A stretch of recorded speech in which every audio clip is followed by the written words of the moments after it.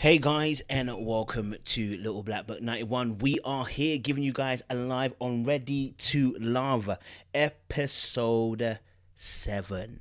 Listen, all I'm gonna say is it's all about Kyra, baby. It's all about Kyra, baby. Listen, I said it from the beginning. I did say it, didn't I? I said Kyra be the finest baby. Finest baby. Listen, look. It is what it is. You know what I'm saying? It is what it is. I don't know what she's put into the boys' cup. I don't know what juju she's done and made sure these boys have taken, but they are frothing with the white foam at the corners of their mouth like a Nollywood movie. Okay? And all 4 out of 6 guys. 4. 2 who were solid on one goal. 2 who were solid on one goal. Okay? I said 2 that were solid. 2 that were solid on 2 different girls, sorry. David was solid on Liz. Joel was solid on Venesha. And suddenly, Quinny wing, gung gung gung gung, king king kung kung. If you don't know Nollywood, you now know. Listen, when that music comes on, it means something is going on. Something is really going on in the atmosphere. And something did go on in the atmosphere. Okay? Kyra has somehow has turned the men around. I know some of you are saying the man them are not loyal. They've never been loyal. I don't know. They've never been loyal. So it's not even the loyalty for me. Okay, it's a fact that first of all, honestly, David was sold. No, David was already in the pulpit, already preaching his first sermon to Liz as a first lady, and the mere fact that he's changed it now is what's astounding. It's astonishing. It's mad. You understand? Yeah. So, tonight we're gonna have a real big conversation. I've got the super panelists loading up in the background. You know what I'm saying? We're gonna bring them on in a second or two. I'm telling you, I was surprised. Like you guys don't know. So we have a little group chat and stuff, yeah. And listen, when they were putting the comments, I was like, I didn't understand it because I hadn't watched the show yet. I hadn't watched the episode yet. Let me say some more. I hadn't watched the episode yet, right? And I'm seeing comments in our group chat, and I'm like, what's going on? Like, rah. And then I watched the episode. And let me tell you something. From the very beginning to the end, it was madness. Someone put hashtag pray David. Aye. And listen, the panelists are ready for smoke tonight. I hope you guys are ready. Joel, David, if you do tune into these lives, hey, smoke's coming your way. That's what I'm gonna say. Smoke's coming your way. I think obviously as well, what's going to be really interesting, and we're going to talk about this as well, the panelists as well, I think what was really interesting for me was kind of seeing, I think, I never understand why they have double dates. That for me is so frustrating. I don't understand it.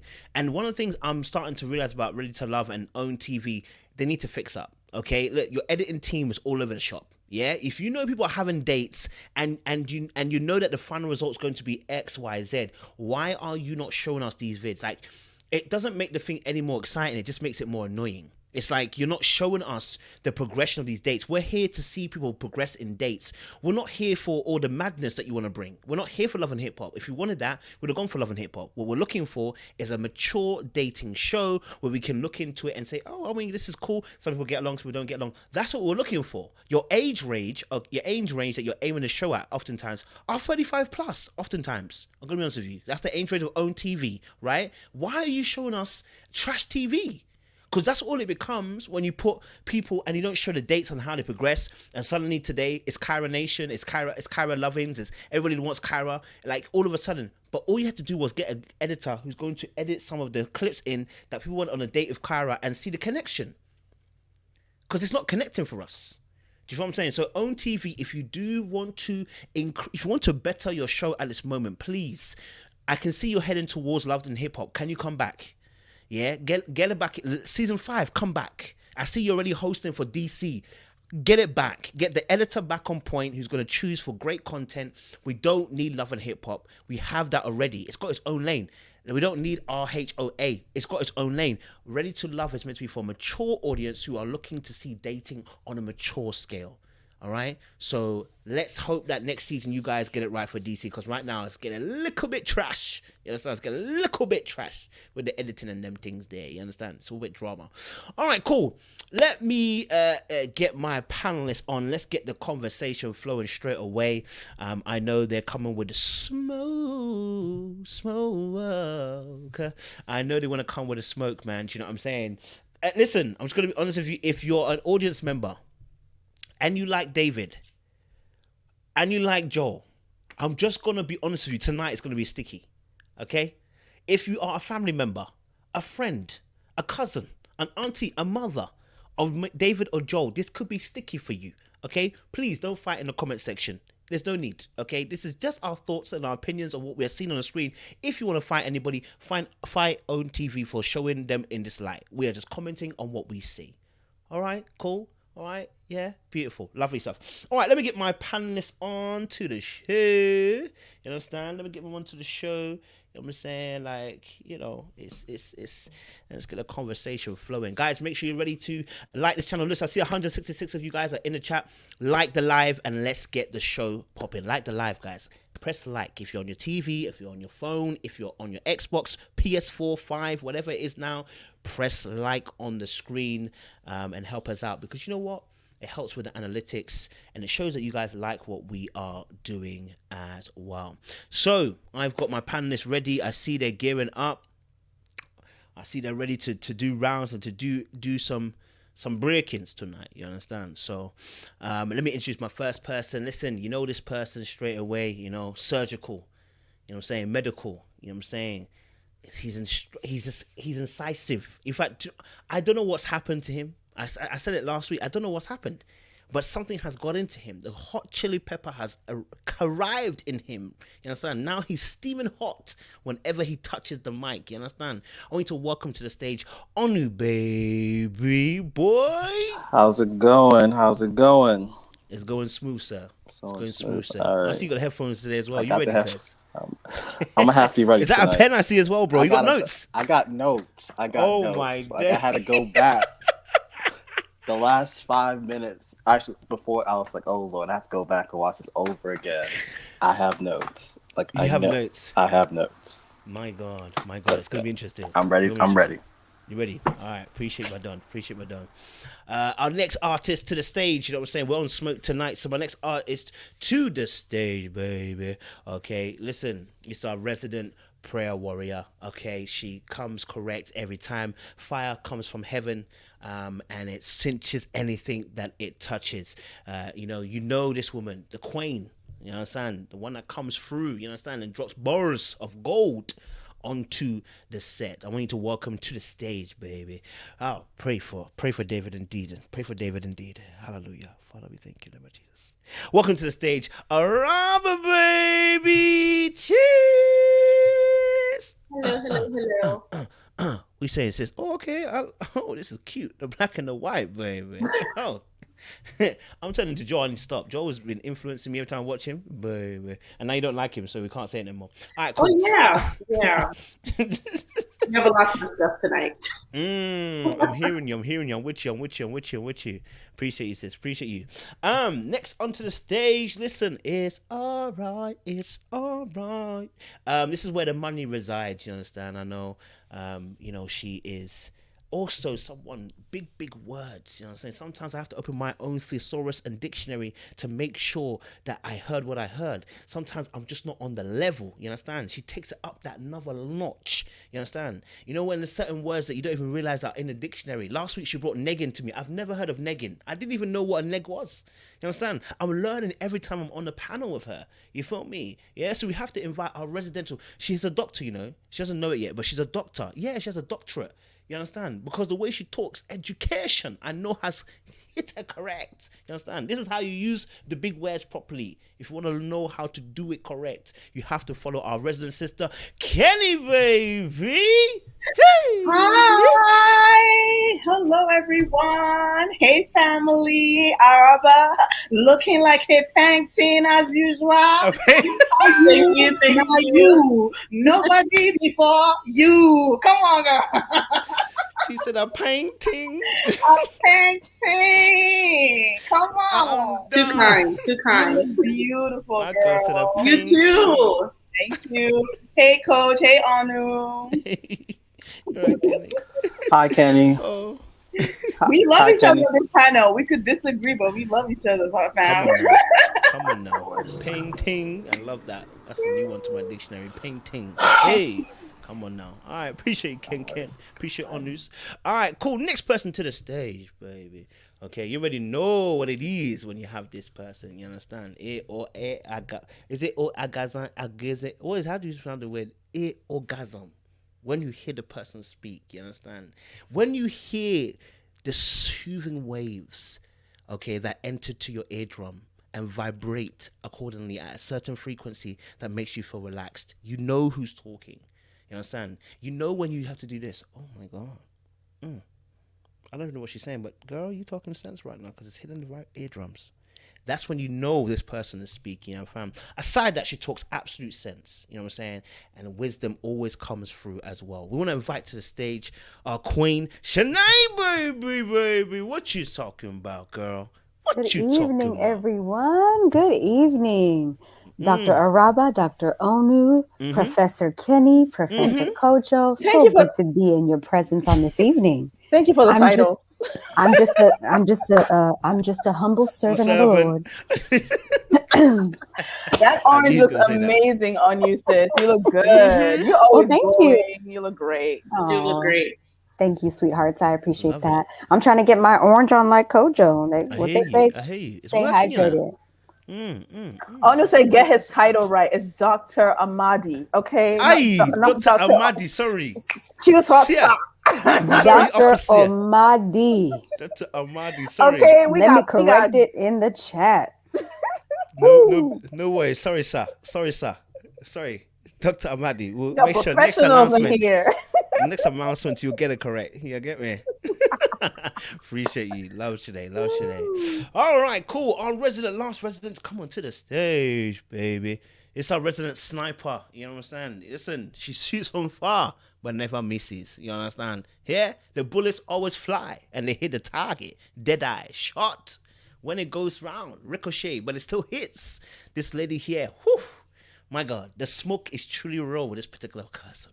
They are a true smoke artist, a ninja, light footsteps. But when the things fire, pow, pow, pow, pow, pow. Hey, cabro. Hey, I want you to bring to the stage. I want you to do a round of applause. I know I can't hear you, but you can do it in your home. You understand? Give a round of applause to our resident assassin, cerebral assassin, Layla, baby.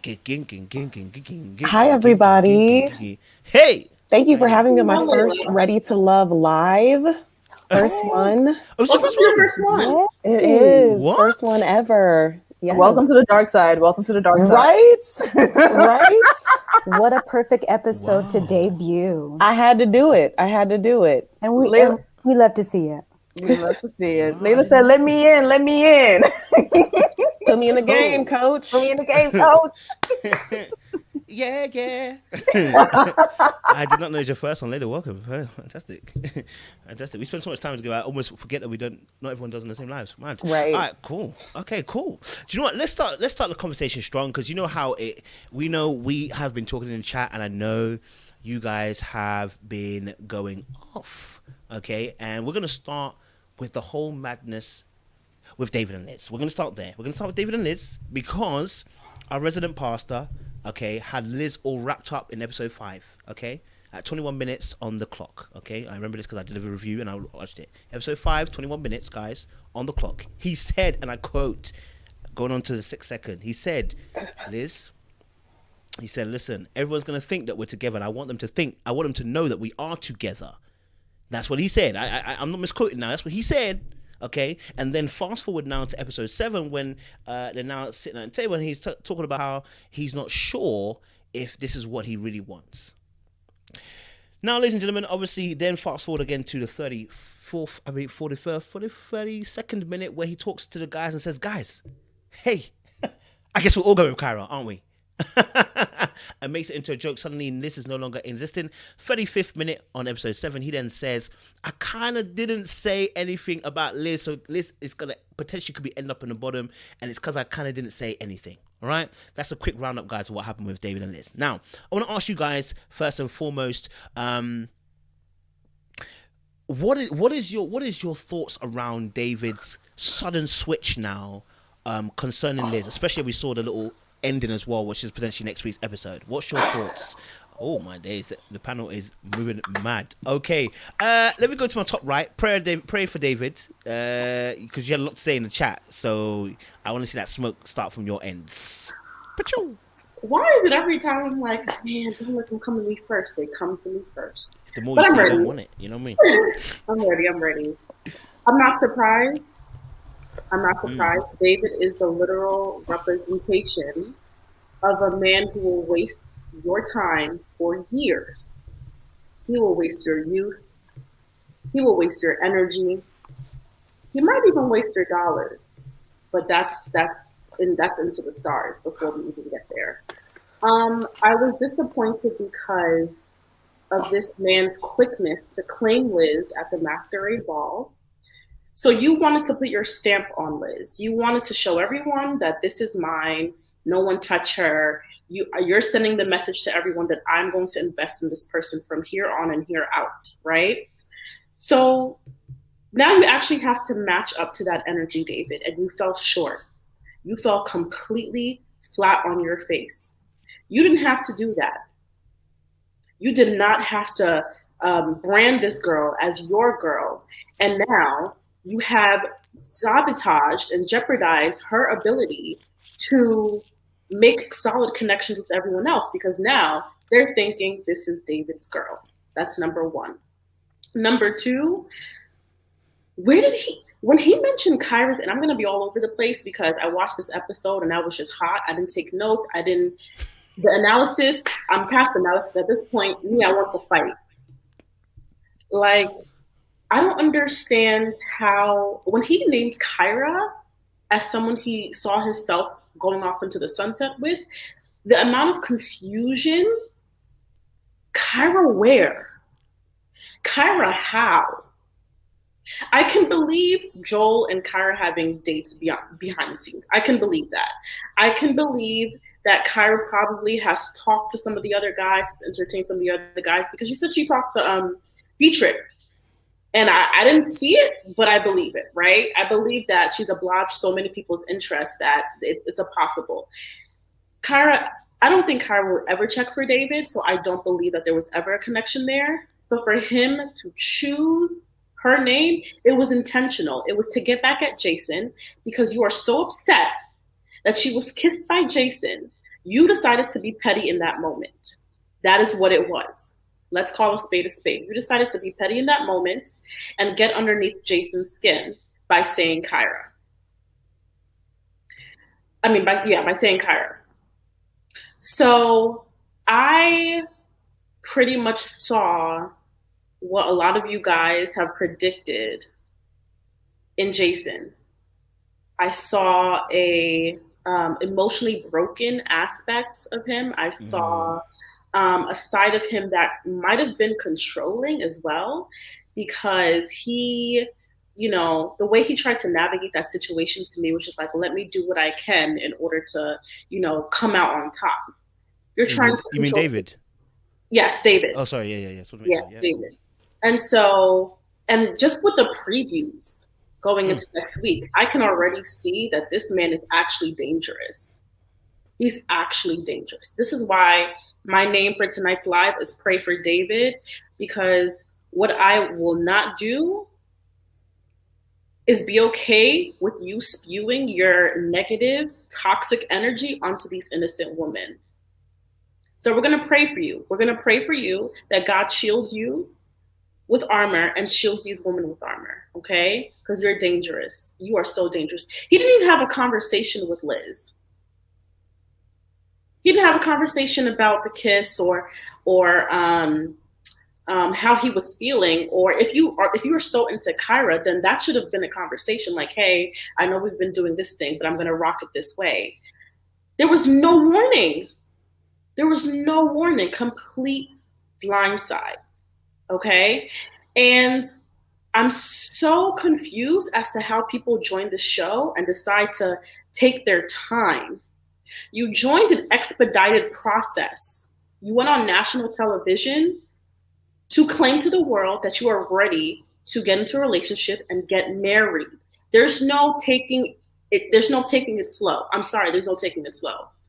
I don't understand why he said he's going to take things slow with Liz. You are just going to waste her time. And we see through you. We're all adults here. We've heard this line before. We're not done. And so, David, if you're watching, I hope you're watching. I hope you're watching. You need to heal. You need to get therapy. Because your immaturity was on full blast last night. Full, complete blast. You're playing with these girls' hearts like a Game Boy, like PlayStation. And it's not okay. Whew, that was a strong start, isn't it? Freaking hell. If David's watching, he's freaking turned off now, isn't it? Dr. Amadi, thank you very much, Araba, for starting strong. You can let the ladies go first. Let the ladies go first. Oh, that means the smoke is roll. Okay, Professor Kelly. Okay. Thanks, Araba. I'll take the baton from here. Okay. Look, David looks like he doesn't need ready to love. What he needs is sleep and a therapist. Okay, I'll start petty. I don't care. Sleep and a therapist, because those bags are not from raising 4 children, because we know he's not a Joel. He's not single-handedly raising those 4 kids. Okay, the mothers are still in their lives. So those bags are not just from doing other things. Those bags are from dealing with his deep-seated trauma and whatever is going on with him. His coping mechanisms are clearly not working. His crutches are broken. And he needs to figure something out and go straight to the nearest therapist. Okay, people say men are not emotional, men are logical, women are emotional. We are emotional beings, men, women, children, even animals. We are all emotional beings. God is an emotional being. He's jealous for you. He loves you. He hates sin. Those are all feelings. Those are all emotions. Okay, so for you to say men are not emotional is for you to say they're not God-like. Think about it. Okay? And the issue with saying men are not emotional is that you deprive them of the avenue for them to get the tools to deal with the emotions that naturally occur. David is jealous. He was hurt. He was jealous. And the thing with having such strong emotions and not having the tools to deal with them is that you will go as far as cutting off your nose to spite your face. So you're walking around bleeding on everyone, and especially the people who are closest to you, because you think your pettiness, you've achieved something.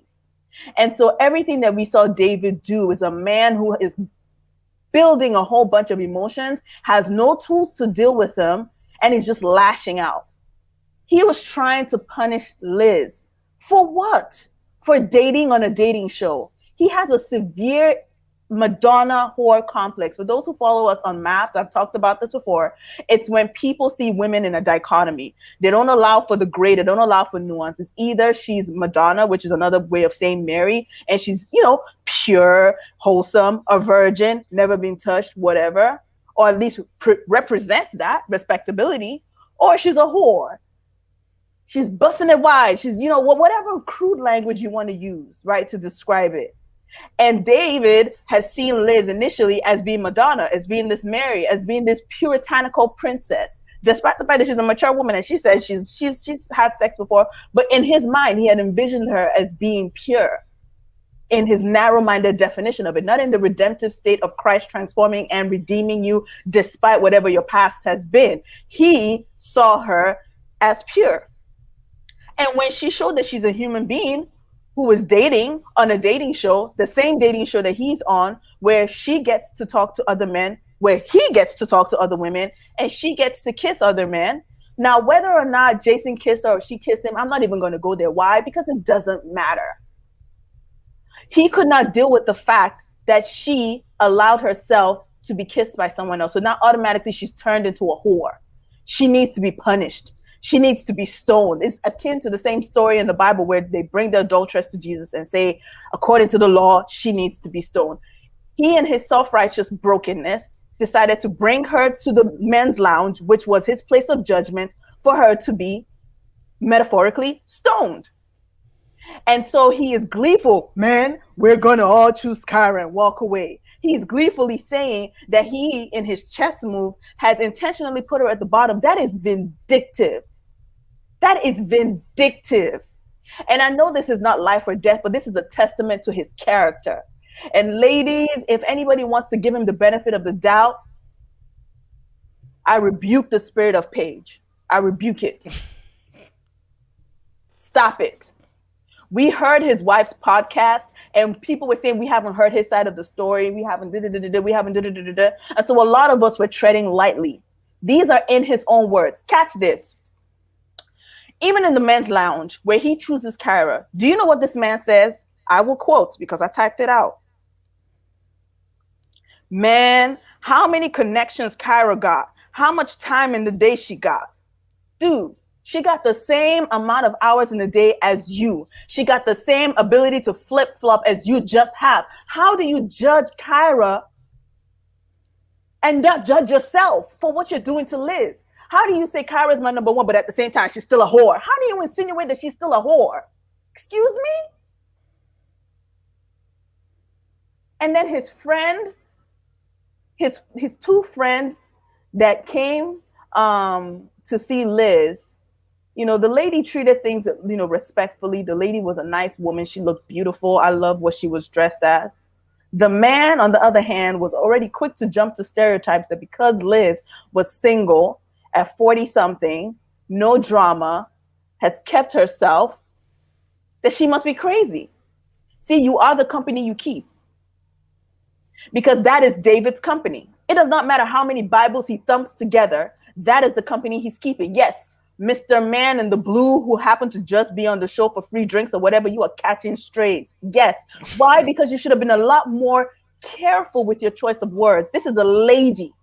And what if Dave and her get married and she watches that back and sees that you called her crazy? What are you going to do? I'm sorry. Yes, you are catching strays. Respect people. Respect.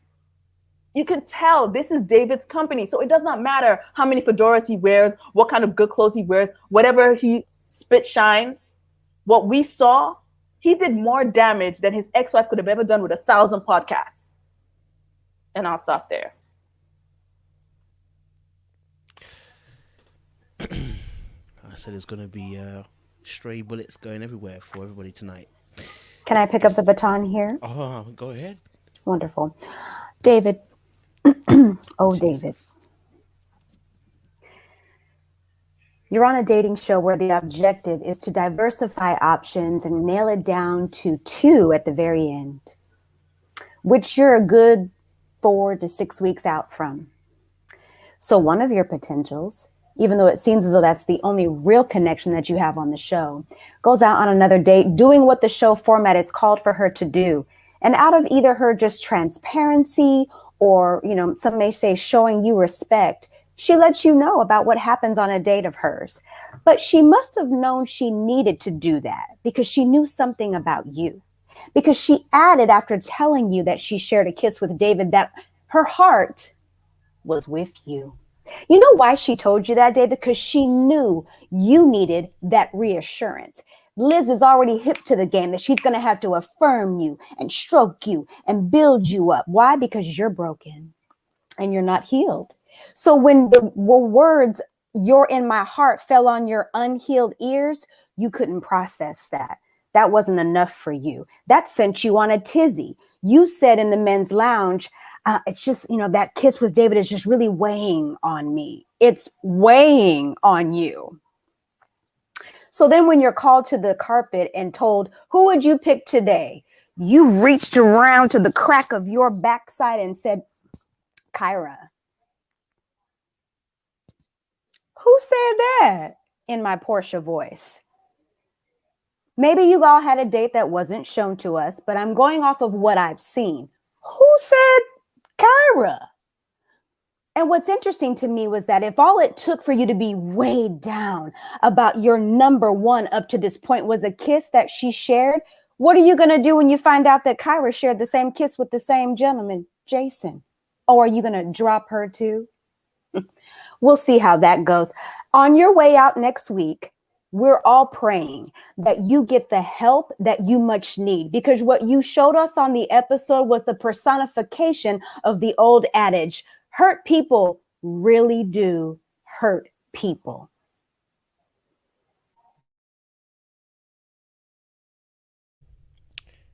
Whew. Leda, do you want to pick up the baton? Oh, yes, I do. Y'all are going for the record out here. Yes, I do. Go for it. These are just a couple adjectives. My allergies don't want me to be great, but I press on. These are just a couple words I wrote to describe David. Petty, vindictive, entitled, butthurt, judgmental, superior. And do you know what they actually like sort of average out to, squiggly line? Religious F-boy. He is a religious F-boy. And you know what, Anu, Kojo? I said it.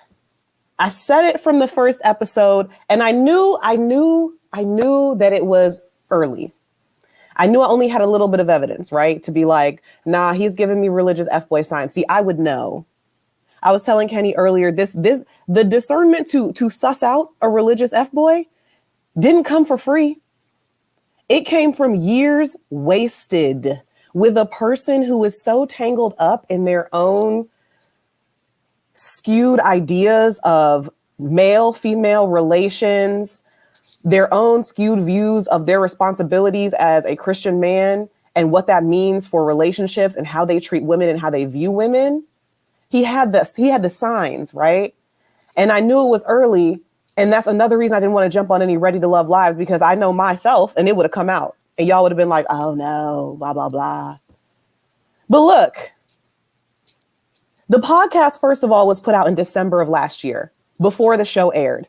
His ex-wife did not jump for an opportunity to see that he's coming up and shoot him down. She didn't do that. She recorded the podcast to talk about her life experience several months after she got divorced from someone who she thought was going to be her forever. And see, that's where I have to bring Liz into it too, because the mistakes that David's ex-wife mentioned, prioritizing how she viewed David's relationship with Jesus and projecting onto him all types of good characteristics because of that relationship, that's what got her divorced.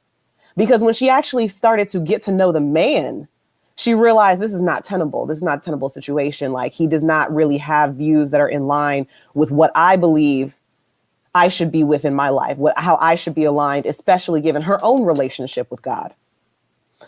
Liz, you hummed Jesus Loves Me at the mixer with David, and you proceeded to give him 1,000 passes. Oh, David is the one. David, you have my heart.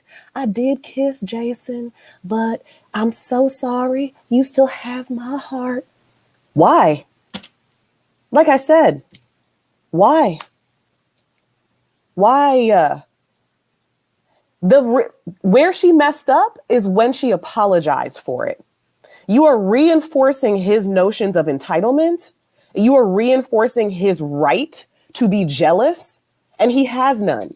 See, I like to sometimes break things down by the numbers, because when David said, I don't think I should have to compromise my standards for what I want for myself or compromise what I want for myself, he was judging. He was judging her. He was judging her the same way he said in some, like episode 1 or 2, when he was like, you know, I'm not judging anybody, but I have certain standards for how I view sex and relationships. And you're judging. And it's fine. Everyone judges sometimes. But like, when I know that when certain men judge in that specific way, it's a harsh judgment. And it's one that will end up making them do things that are outside of how they would describe themselves, character-wise, and as a man, especially a man of God. So I know that a lot of men give themselves passes to be cruel when they've found out that a woman acts sexually or romantically in a way that they deem to be, you know, unchristian-like based on their own made-up standards. So she kissed Jason. He doesn't want to compromise his standards. Sir, you have 2 ex-wives. 2 ex-wives. 4 children, and 0 commitments to Liz. How are you in your feelings this much about 2 pecks from a dude that she's told you is behind you as far as where she wants to leave the competition with you. She's waiting for you to step up so that she can tell Jason, I don't even really need to waste a whole lot of time dating you. But you don't want to even step up. You don't want to step up. You want to be inconsistent. You want to claim her in public when the boobies are out, when she got the girls on display, when the silk wrap is sitting right. That's when you want to claim her, right? That's when, oh, everybody needs to know you're my girl. Oh, really? How about I need to know I'm your girl in these text messages, in these voicemails, in these missed calls? Was that your car outside my house picking me up for a date? Was that you? Okay, if it wasn't, then what are we talking about? So he had enough of a connection with Kyra to tell the world that he would leave here with her. If the world was ending today, he would leave with Kyra. He would want to be with her. So you had enough of a connection with her to say that, but Liz can't get pecked twice from Jason. You make no sense. You make no sense. And he knew exactly what he was doing. He knew exactly what he was killing 2 birds with 1 stone. He was letting Jason know, so by kissing Liz, Jason signaled today, or at least David received a signal that said, your relationship with Liz isn't special. Liz is for all of us. And that's what made David feel away, because his girl needs to be only for him. So he felt away. So he decided, oh, okay, let me just go ahead and, finish him with the final blow and say, I'm taking Kyra too. Yeah, Kyra got all of us. Kyra got 4 dudes. Kyra got 5 dudes. Yeah, Kyra got 5 dudes. We all like us some Kyra. That's what he was trying to do. Y'all ever seen Soul Food? Oh yeah, we used to call her Cola. David, you're not slick. You're an old head. And I feel like you watched that movie and that's what you came into. You came into the men's lounge sponsored by Seagram's Canadian whiskey. You came into the men's lounge on that tip. And in the same vein, told the camera, Chrysanthemum and Liz, they weren't mentioned as 2 women that people want to keep around. And me not mentioning Liz probably aided in that process. See, he didn't want Liz to go home. He probably doesn't even really want to be completely done with Liz. He just wanted Liz to hurt. He wanted Liz to understand there are consequences to crossing me. It was very mafia style because he didn't even choose to be the one to tell her. So, and we know that he could have been. So I'm sure he's probably like, production didn't let me. That's not true. We've seen in past seasons, they've said, I wanted to be the one to tell you. We even saw Dietrich be the one to tell Tressa, hey, the other dudes are not feeling you like I am. I just wanted to let you know you were in the bottom, but I want you to stay. He didn't even come on that. He didn't even have the huevos, the cojones, to sit her down and say, I'm so glad you're staying, but I felt away. So, when the decisions were being said, I should have fought harder for you, but I didn't. But I want you to stay. I'm having a little trouble getting past this kiss. See, Liz was over it. When she met with his friends and he was talking about, I have to make all these, I still have to make a decision. I don't want to rush into a decision. She was looking at him like, Negro, She was over it. And so were we. What are you talking about? What do you think happens at the end of the show? You think you get married? They're talking about dating exclusively. Kind of. This isn't even a real show with consequence. What is this long decision process? No, he's punishing her. He's dangling her around. It is akin to emotional abuse. He isn't close enough to her to be emotional, to really affect her in that way. But if this is the type of thing that he did with his ex-wives, I'm not going to really talk to you about how I feel. I'm just going to move in ways that let you know that I'm disappointed in you, ways that are going to hurt you passive aggressively. I mean, my goodness, like honestly, thank you, David. Thank you for showing who you really are. I'm happy. I love it when these things are out in the open. I just love it because I'm the type of person, I hate wasting time proving to you that you're doing something that we both know you're doing. So thank you for doing it on TV. Liz will never have to spend another minute of her life wondering what went wrong, how she could have saved it. Now she knows she didn't need to. Flourish, Liz. Flourish.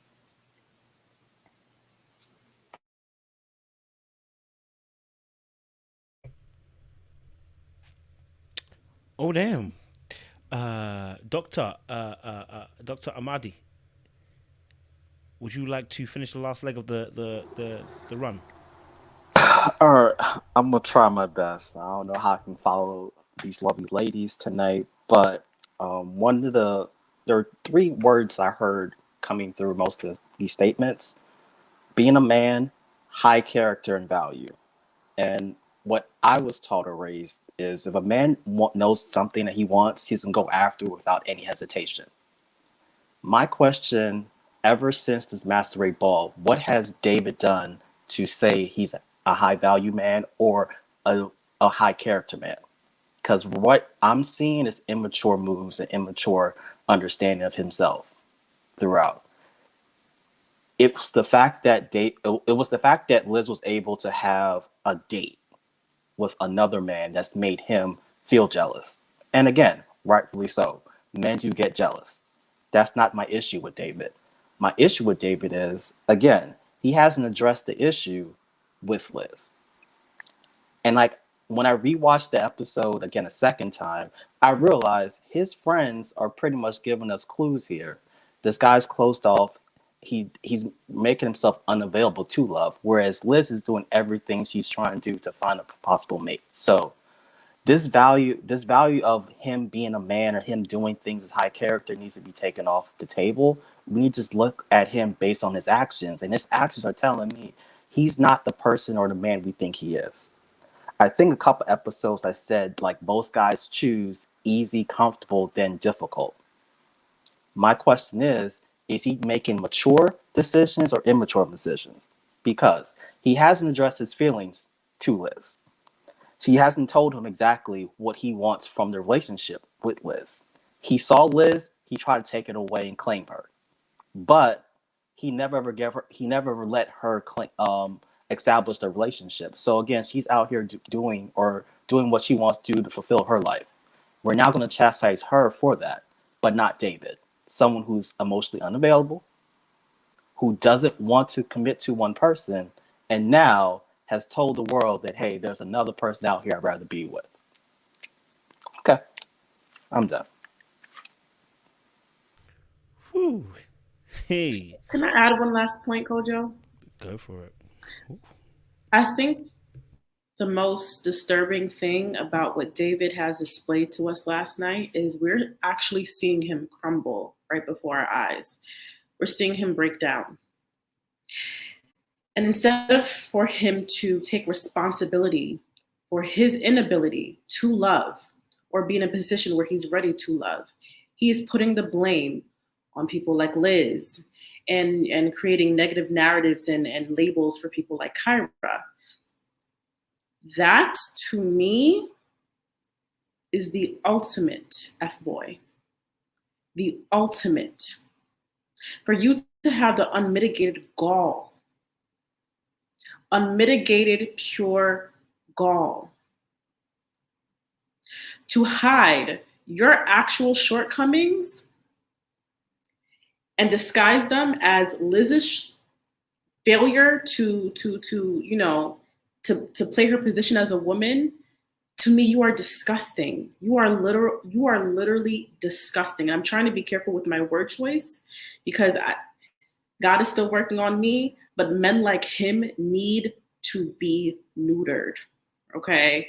They need to be kept from other women because until you are right in the head, you should not be allowed to entertain people. You should not be allowed to be on shows like this. You are damaged. You are literally damaged. And because of you being damaged, now Liz has to suffer, right? You know, she has the scarlet letter on her chest. Mind you, she was kissed by someone. She didn't kiss anyone. The kiss shouldn't have to matter. But the point is, this was not her doing. And you're still mad at her. How does the onus fall on Liz for being kissed when she wasn't the one? She can't kiss herself, okay? So I just have to say, I'm highly disturbed by his act last night. And I'm also disturbed at him choosing Kyra, but then labeling Kyra. Kenny mentioned that he said in the confessional, oh, how does Kyra have all the time in the day to entertain these dudes? So you're mad at her for doing exactly what she's supposed to do and what you're also doing. But then you're also giving her the stereotype. You chose this woman, but you gave her the stereotype which you just left Liz for. I'm confused. I'm literally confused. I'm so confused. Someone like break down the math for me.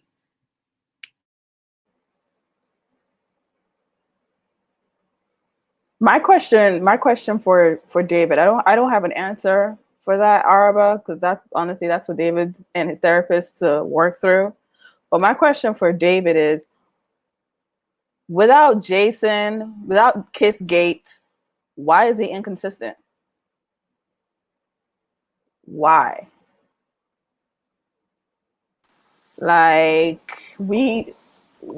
So he's choosing Kyra. Is he inconsistent because he was talking to Kyra? He's inconsistent because he's unhealed and he is so afraid of abandonment. And at the mere smidgen slight of it, he starts moving how he's probably moved in the past, because he's like, I've been left before and I just cannot be left again. So he would rather leave her than be left. And then my second question is, where's the smoke for Jason? Why is all the smoke for Liz? Why didn't he go to Jason and be like, yo, dog, like, why'd you kiss my girl? You already know why, Kenny. Because he's a punk. You know exactly why. Because men like that never address other men. No. It was what Kojo was saying on the live on Lola's channel. Women are the scapegoat in this situation. Liz is doing what she came on this show to do. This is how she met you on this show, doing this, dating people on the show. But instead of being like, hey, look, you knew I liked Liz. Why were you pushing up on her that hard? Like, dang, you know what I mean? He's just gonna have all this passive aggressive ice for Liz. Make her all confused and desperate. Now she's apologizing for getting, come on, man. She should have never done that. That's where she messed up. She should have never done that. Dr. Amadi, you wanted to add? I just think, for David right now, and everything now is an issue because now his feelings are hurt. He doesn't know how to trust another person, and he's been saying he has trust issues throughout his entire relationship life, and his marriage is not going the way he wants them to go. It's a form of controlling, and we're seeing it coming out now that the tables are turned against him. He doesn't know how to confront and address what's actually the real problem. The real problem is he's hurt, doesn't know how to explain that, and he doesn't want to do it. And his friends now stepping up for him not to do that as well. Definitely, guys. Here you lot are talking sense. I mean, to be honest, I think. So I'm not gonna play devil's advocate. That's not what we're gonna do. But I'm gonna try and dumb it down. What we've been talking about, right? From let's say more of a male perspective and how they might see this thing, right? So the males are gonna see it as, well, David just, he got up jealous because the girl that he was liking kissed another guy, and okay, cool, I know he decided to send her home. Yeah, what's the beef?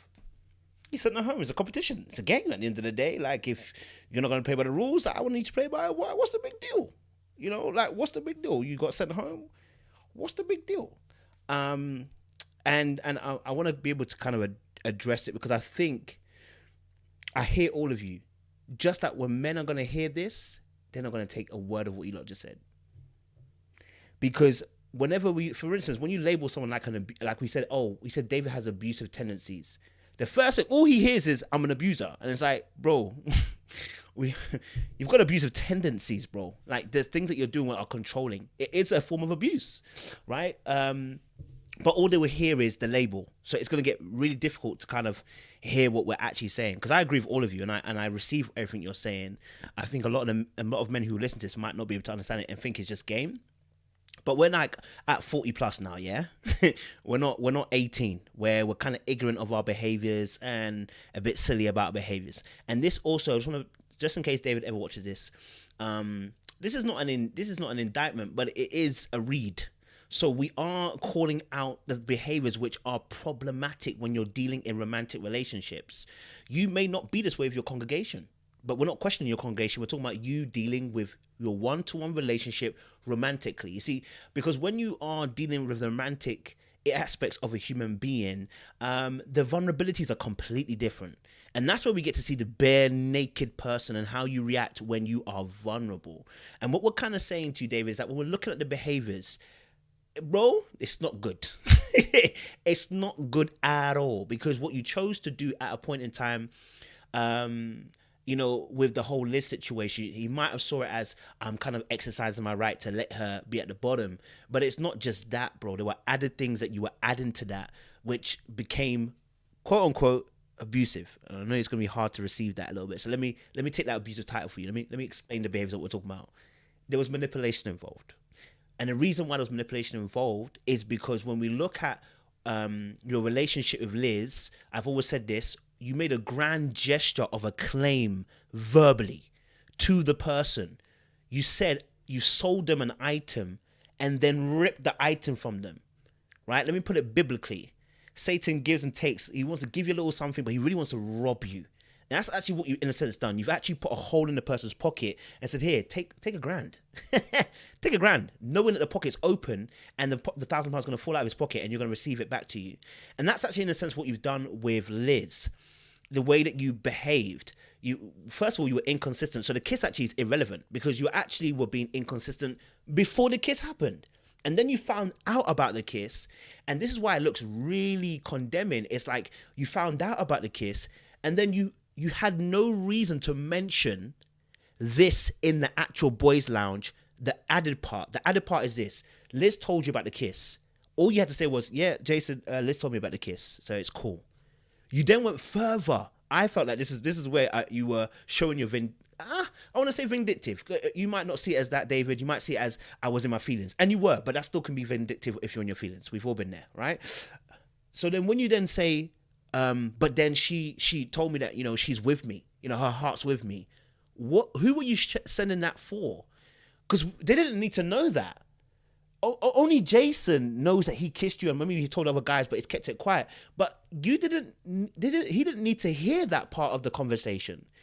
But the myth that you brought that up shows that now you're geared towards Jason, and now everything you're doing now, we're reading it through a lens of you're gonna try and get at Jason. So yes, the Kyra thing now looks very vindictive and planned, because we don't see Kyra and you dating. We never saw any of those particular things. We never heard a conversation with you and Kyra. So all of a sudden now it looks like you're being emotionally driven and now you're acting out, right? But at 40, this is no beef with you. This at 40, right? You don't get the same leniency as an 18-year-old. Because at 40, we expect you to mature, come into an understanding, come into a place where you understand that your behavior has an impact on people around you. Right. So now when you then acknowledge, and this was your own words. We're just reading what you said on the screen. You acknowledge that your words now would now cause the fact that Liz will be in the bottom. But you weren't wanting her to go, because you didn't say you wanted her to go. What you said, you acknowledged that by you not saying anything, you acknowledged that she would be in the bottom. That's where we see the vindictiveness as well. Because you see, at that point, you didn't even say, oh, do you know what? I'm not trying to be her, so I need to have a conversation with her and say, look, that kiss impacted me. You had her one-to-one with your friends and didn't mention anything about this kiss affecting you. You didn't say anything to her. You still brought her to your friends. You didn't bring Kyra to your friends. Well, we didn't see that, but you didn't bring Kyra to your friends. You brought Liz to your friends. You never mentioned the kiss, and then suddenly we're thrown into the end with the boys, and now you're telling us that you know that you not saying anything would now put her at the bottom. Bro, that looks like it's vindictive, bro. So I know you may be looking at it from a different angle, like I didn't do this on purpose. Unfortunately, when we look at the evidences is there, people say they don't murder people on purpose, and sometimes you did. You really did. You were angry, you were frustrated, you may not have had the intent to, I really want to kill you, but some people forget that in that moment, that's what they were trying to do, and then when they come out of it, like, oh my God, what did I just do? It's too late. You let the emotion drive you, and produce an action that in that moment it was intentful. So now you may look at yourself back and go, that's not what I was trying to do. I wasn't trying to get Liz sent home. I wasn't trying to teach her a lesson. I wasn't trying to do any of these things, right? But what we're seeing, if you watch back, take some objectivity, right? And look at it again. I think you will start to see the patterns of behavior of control and the fact that you issued punishment on Liz for kissing Jason. And instead of actually coming at Jason, you sent him a little shock, which you said the little thing, which was, oh, she says her heart's still with me. That was for Jason.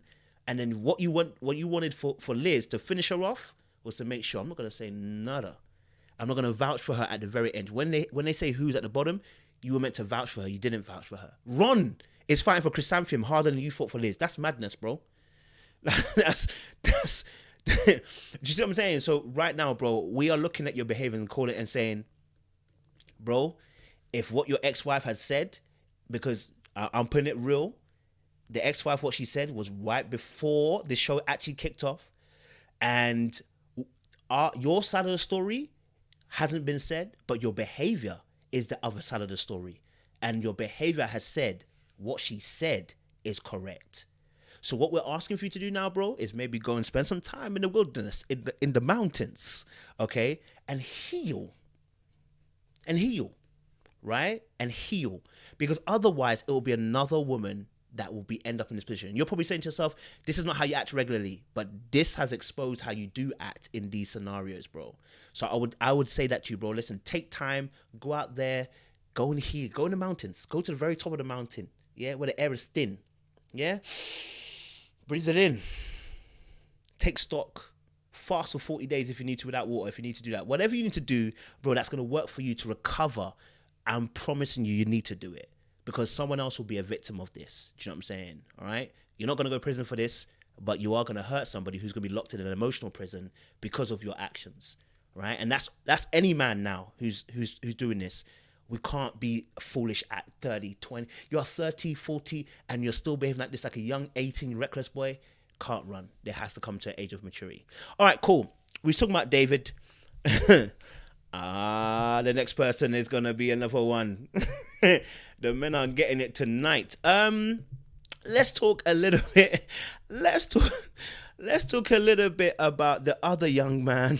I say young man, the other man also, who was also switcherooing now suddenly to Keisha, to Kyra, and that is Joel and Venesha. I don't know who wants to take the baton first and wants to give their viewpoint. Is anybody favorable to talk about the Joel Venesha situation turn into Kyra? Go for it, Layla. I'll go. So first, I feel like Venesha was up against kind of like a higher bar because Joel brought along a woman who was not really trying to see it for Venesha, right? This woman had the full interrogation mode on. And I'm sure, editing, blah, blah, blah. They cut out all the parts where she told Venesha she was beautiful and a great mom and a virtuous woman. I'm sure they cut out all those parts, right? But the parts that we did see, I kind of felt like she almost tried to twist Venesha's words at one point to make it seem like, oh, no, you want to get married now. Don't backtrack now. With Joel, you trying to get married? It was aggressive. It came off aggressive to me at points. And that's very intimidating when you're dating a man, you meet his female friends. First of all, it's always side-eyeable in the beginning. Like Kyra said when she was talking to AJ's friend, you got to feel the situation out. So if this is a woman that your male friend said that he's interested in, and there's a chance that they would start a long-term relationship where you would possibly be in the extended friend group, why would you not, like every other female friend that was brought onto the show, why would you not at least try to be somewhat warm and somewhat inviting so as to not damage a long-term relationship with this couple? So I feel like she was up against it a little bit. And, I think they're at the point in their relationship now where Venesha is seeing some things that maybe she doesn't like in Joel, and Joel is seeing some things he maybe doesn't like in Venesha, and I'll give them that. That just means that they're doing the right things and they're getting deeper every time that they talk, because some of these people are keeping it surface. Like Liz, your whole personality can't be Jesus. People need to get to know you. People need to understand what you do every day. People need to understand, like, your creative thoughts. She's a CEO. She's, you know, beautiful. She's probably in the community. She's obviously heavily involved in the church. Like, what, like, talk to us about you overall. So I like to see that Joel and Venesha are talking more and showing each other their personalities more. And with that does come some areas of conflict. Like nephew Tommy said, you know, y'all are developing a relationship. It's not always going to be onward, upward, roses, peaches, and lemonade. It's going to be sometimes that there's a tiny conflict. I thought Joel was childish, extremely childish, for allowing this female friend to put a bug in his ear that colored all of his interactions with Venesha. I'm like, it's not a coincidence, because I've seen this happen so many times. It's not a coincidence that she says these things. Oh, she's going to be clingy. Oh, she's too possessive. Oh, this and that and that. And then the next conversation they have, they get into an argument where he comes away. All of a sudden, Venesha is controlling. Now she's controlling. Now I want to drop her for Kyra. And I'm not saying him and Kyra haven't been seeing each other behind the scenes, but it was never deep enough for her to be your number one. It was never deep enough for you to even say her name. That's not editing. That part isn't production, because even if you were seeing her secretly, you've never said her name. That means you've never advocated for her. That means you've never chimed in on a comment about her. Now Venesha is controlling and you like Kyra. And he even said, you know, that was just something I said off the top of my head, blah, blah. Off the top of your head, these dudes are not understanding, like, the words that you say, they have these ripple effects. They're really determining the course of how, first of all, the other men perceive these women, and second of all, how these women experience the rest of this show. So you can't just be making these flippant, reckless comments, especially because he then tried to like backtrack. Oh, well, you know, Venesha's the baby, blah, blah, blah, you know, this and that. I was like, look, I'm starting, shut up. I'm starting to lose respect for you right now, because you just said one thing, then another, then you said something way off left field, then you tried to bring it back and make it make sense, and it doesn't make any sense. I think he's very, like, because his body is so strong, and, you know, he's obviously an ambitious guy. He's obviously, you know, strong emotionally because of everything he's been through. Hey, at the end of the day, his children lost their mom, and he's been able to see them through that.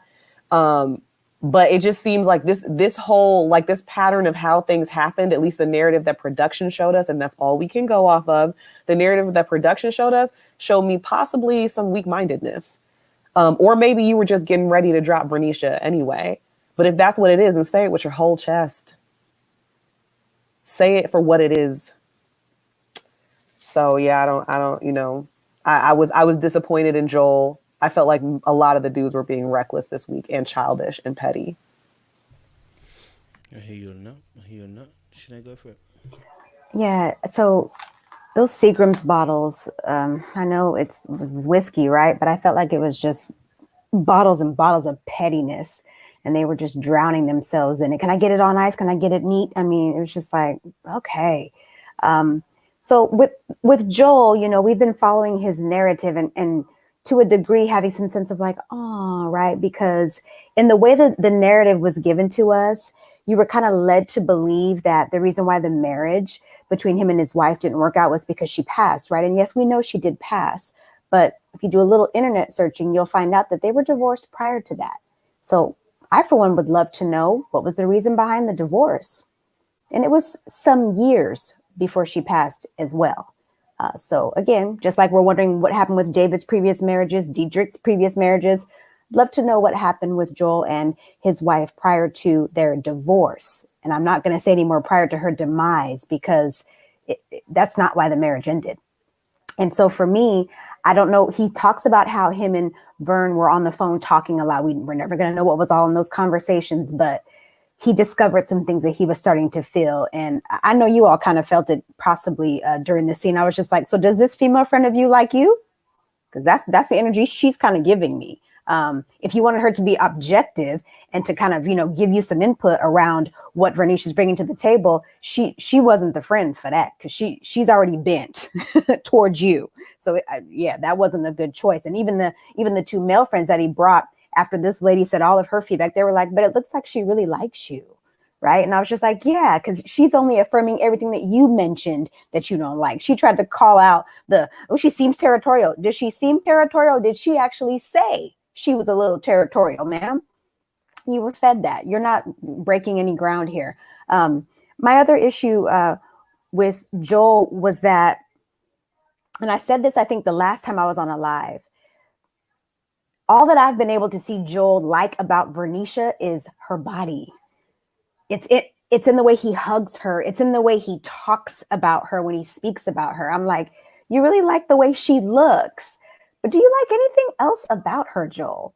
And I just don't see that. And the fact that he was able to flip so quick because of whatever happened in this phone conversation the night before, just kind of let me know, like, yeah, you're really not for Vern. And I remember saying on my last time I was on here, Coach, once he loses interest, she's got nobody, because she messed herself up by putting all her eggs in a basket called Joel. She shouldn't have did that, but she did. So now it is what it is. Here we are. But I was a little disappointed in Joel that just because she said or did something in this conversation, you're going to get to this men's tavern now, and it's no mention of Venesha. And it was such a shock that even nephew Tommy was like, hold up, Joel, you have never said Kyra's name before. I was just like, thank you for calling him on it, because this is so out of left field, like it doesn't even make sense. I was like, you drinking your feelings and a whole bunch of petty out of that Seagram's bottle, sir. And it's just not cool. You're 44 years old.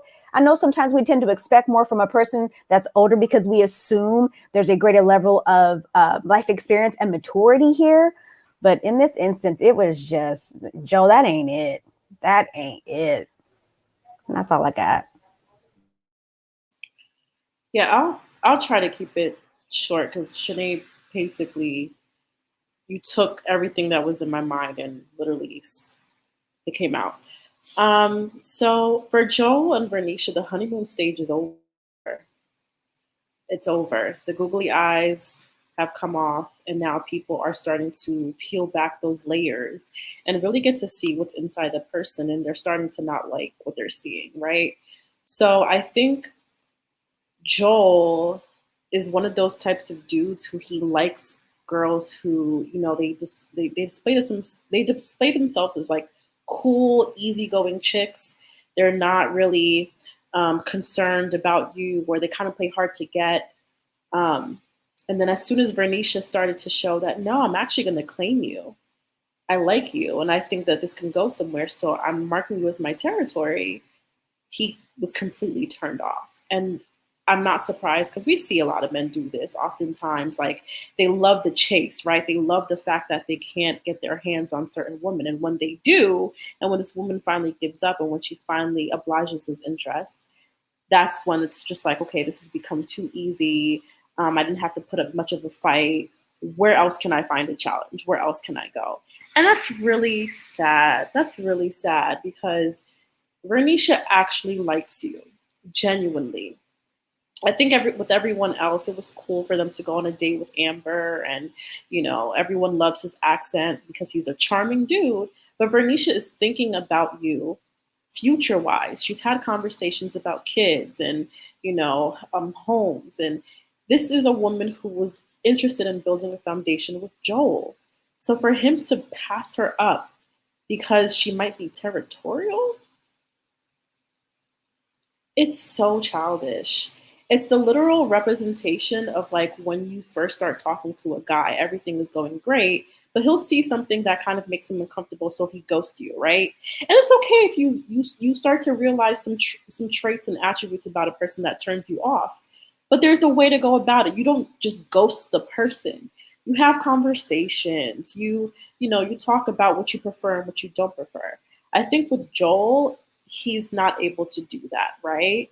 So he's so used to being the type of dude that's just, I'm cool, I'm easy on everything. You have to actually put in work in relationships. Does anyone on the show understand that? Like, you actually have to be intentional with how you move in a relationship. There has to be conversations. There has to be dialogue. How am I supposed to read your mind? If this makes you uncomfortable that I'm allegedly territorial, how do we resolve this? How do we come to a compromise? There was no conversation. At least we didn't see it. I didn't see it. And I'll apologize if production left this out and we're misjudging, but I didn't see a conversation. And I think that's what I'm looking for. But Sinead, like you said, I think we're putting all these expectations on grown adults to do grown adult things, and they're just falling short for me. So yeah, I'm kind of good on Joel.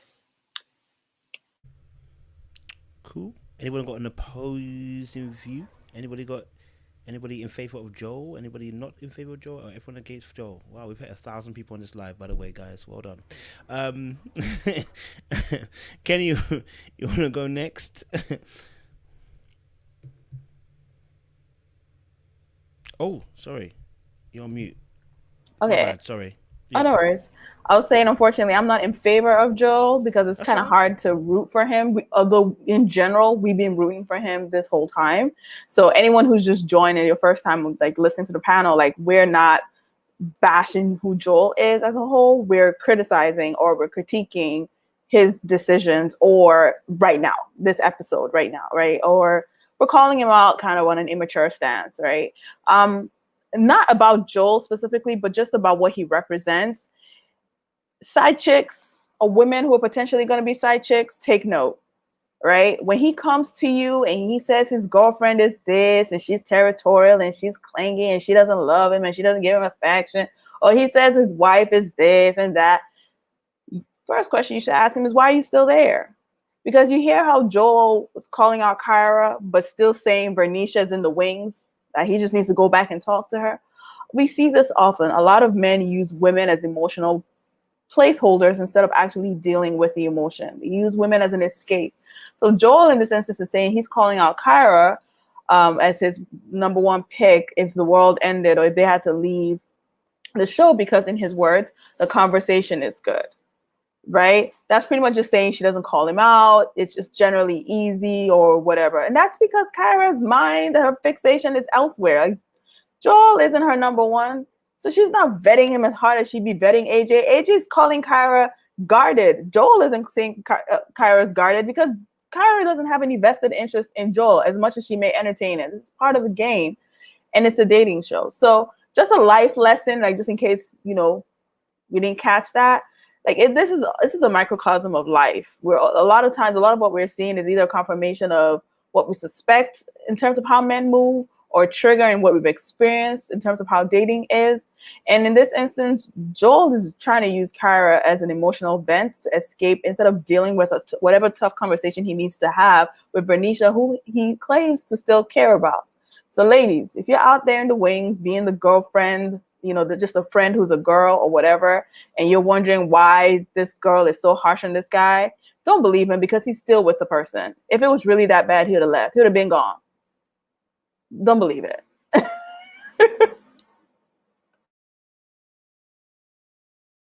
Dr. Amadi, you have anything to add?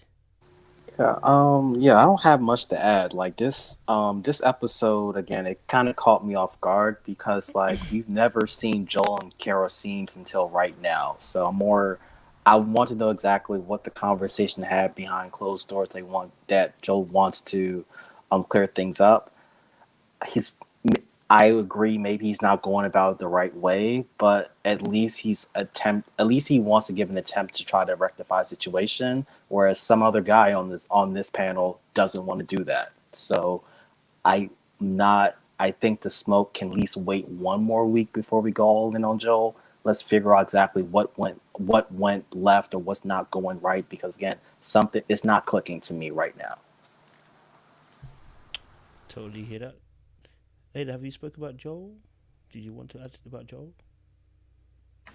I said my piece. But I do agree with Anu that we can hold for another week before we let the chopper completely fly.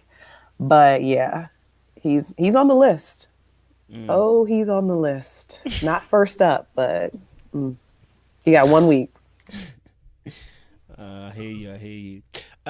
So I mean, to be honest, I've done all my reviews, and I haven't put them. They're up, but I haven't released them. And I did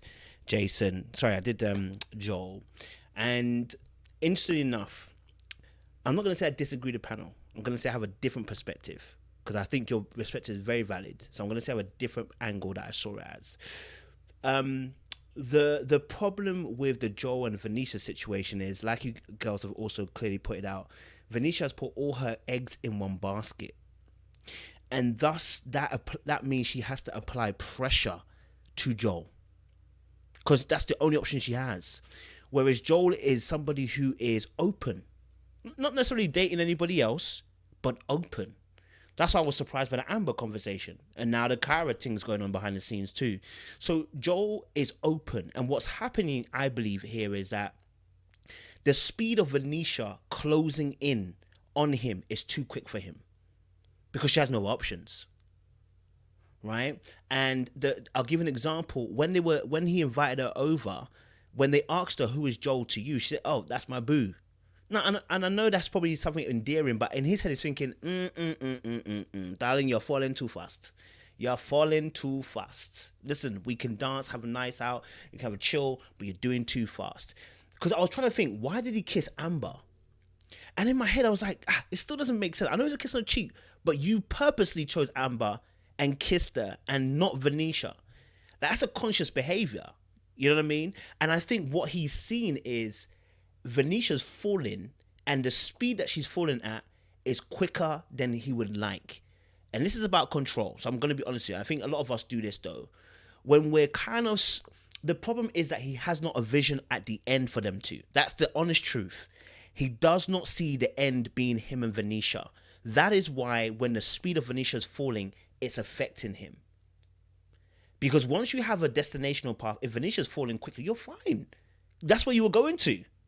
The problem is he doesn't have that vision in his mind of Venesha and him at the end just yet. And so it's almost like playing a song and not knowing when it's going to end. It's like this guy he's not focused on that end goal at the moment. So the problem that he's facing at the moment with Venesha is it's gonna feel, and I'm gonna say this word feel, it's gonna feel controlling and territorial, because he himself doesn't have a destination end, and the girl is falling and he can't stop her falling. So now she's closing in, and it's like, you're closing too fast. You're coming too quick, right? But if she had options, she might have been able to put the brakes on. She can't put the brakes on. So now because in my review, I was saying to myself, I'm still not sure. Did the friend know what Joel had said about Venesha, that she's controlling and being territorial, before she got there? Because the way she asked the question and then hit with another question, which was when she said, oh, she's territorial, the friend quickly followed up by saying, well, this is obviously a dating show, so why are you like da-da-da? And I was like, go, I know you know it's a dating show, but the way you've reacted like that, sis, are you sure you haven't been told by Joel that she is maybe being a little bit controlling or being a bit territorial? And then you've kind of now made sure that you're molding your line of questioning towards there, right? And it was interesting because she was the only one that thought she was too much. The guys actually didn't agree. The friends of Joel didn't actually agree. They said, well, bro, I think she just kind of likes you. So I think, I don't know, I don't want to jump the gun and say the friend was almost cock-blocking or anything like that, but maybe Joel fed her some information that he didn't feed the boys the information. And then when she decided, and she's the one that's more vocal, right? Because them guys do not look vocal at all. I'm going to be honest with you. They do not look like they're vocal, right? So she's the vocal one. So maybe he fed her information, and then she then decided to bring that line of inquiry towards him. And that was then what she got that information out of Venesha. And then Venesha saying territorial was like the kind of jigsaw piece to say, hey, look, see, she's territorial. So, like you were saying, you're right. Yeah, she, Joel, as Joel was saying, yeah, see, Shay saw what I saw. That she closed in on your boy.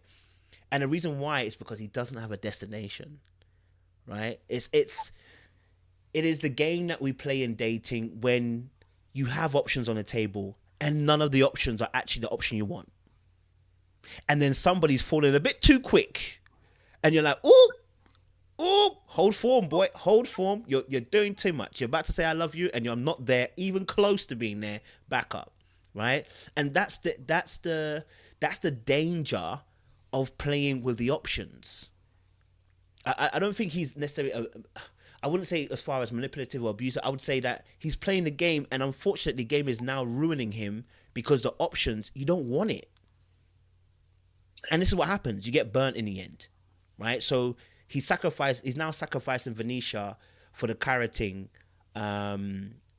you know, and yeah, he's never going to go. I don't think he ever really wants to go for Kyra, but it is another option that he can use to now stop the path of Venesha flying so quickly. He needs something to pause her brakes because she hasn't got anything at the moment. So I actually hear you, Kojo, and I agree to some extent, but the reason why I'm trying to hold any harsh criticism for Venesha is because I don't doubt that Joel is making her feel like she's the only one for him.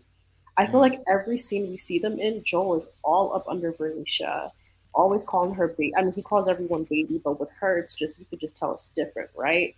So I'm almost scared to say that, you know, Venesha is at fault just because I think Joel has led her to believe that she was his number one without having to say it.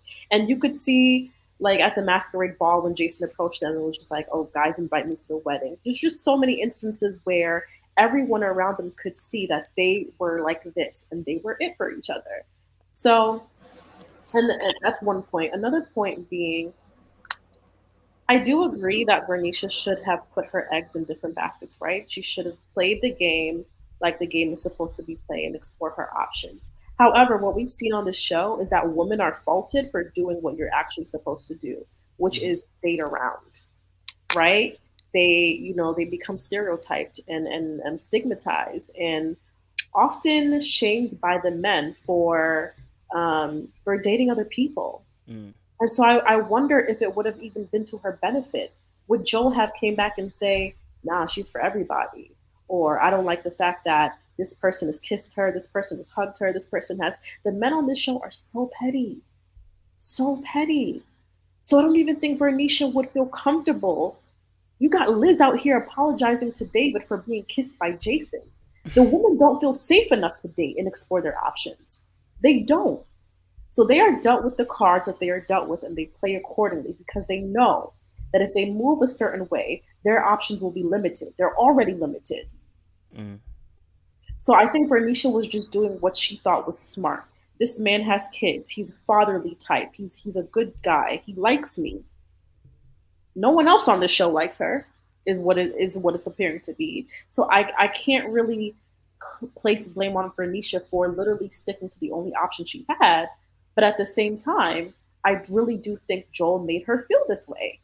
So I really, I don't know.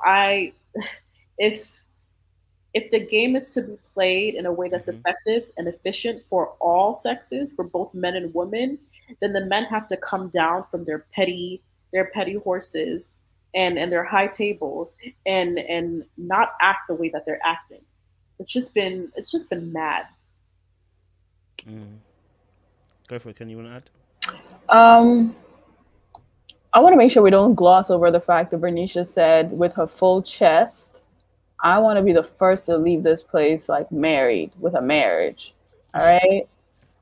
I love you, Vern, but I don't know of too many people who wouldn't be scared when they hear that, considering you guys have only known each other for like, what, 2 weeks? I don't even know at this point, like weeks, right? That's some intense emotion. So I just want to put that in there, that's enough to scare some folks. I do agree that Joel, based on what we're seeing, because it seems like there's a lot that's happening behind the scenes that will make everything make sense, but based on what we're seeing, it seems a little immature. But Venesha, she's moving really strong. Like, she's like fast, pretty much proposing to him with that statement, right? Because who else is she being with?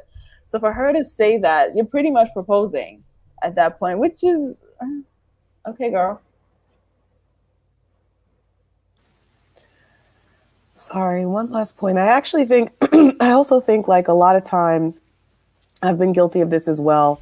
We see something that is fundamental in a person that we like or love in so many other ways that we are not comfortable with.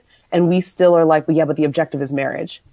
Like, Joel leads with his charm. He leads with his looks. He leads with flirtation. And that is not only just him as a person, that's cultural. Like many of the people I know from New Orleans, it's very familiar like that, like the way that they engage people. And it could be taken another way. Like if you're not used to that, or if you read too much into that, like she was trying to tell him, like, you know, if you say baby this way, then they're going to take it this way. And if you touch up on them like this, they're going to take it this way. That might be what he means by controlling. Because I remember hearing that and being like, well, girl, that's how he is. And that's how he came.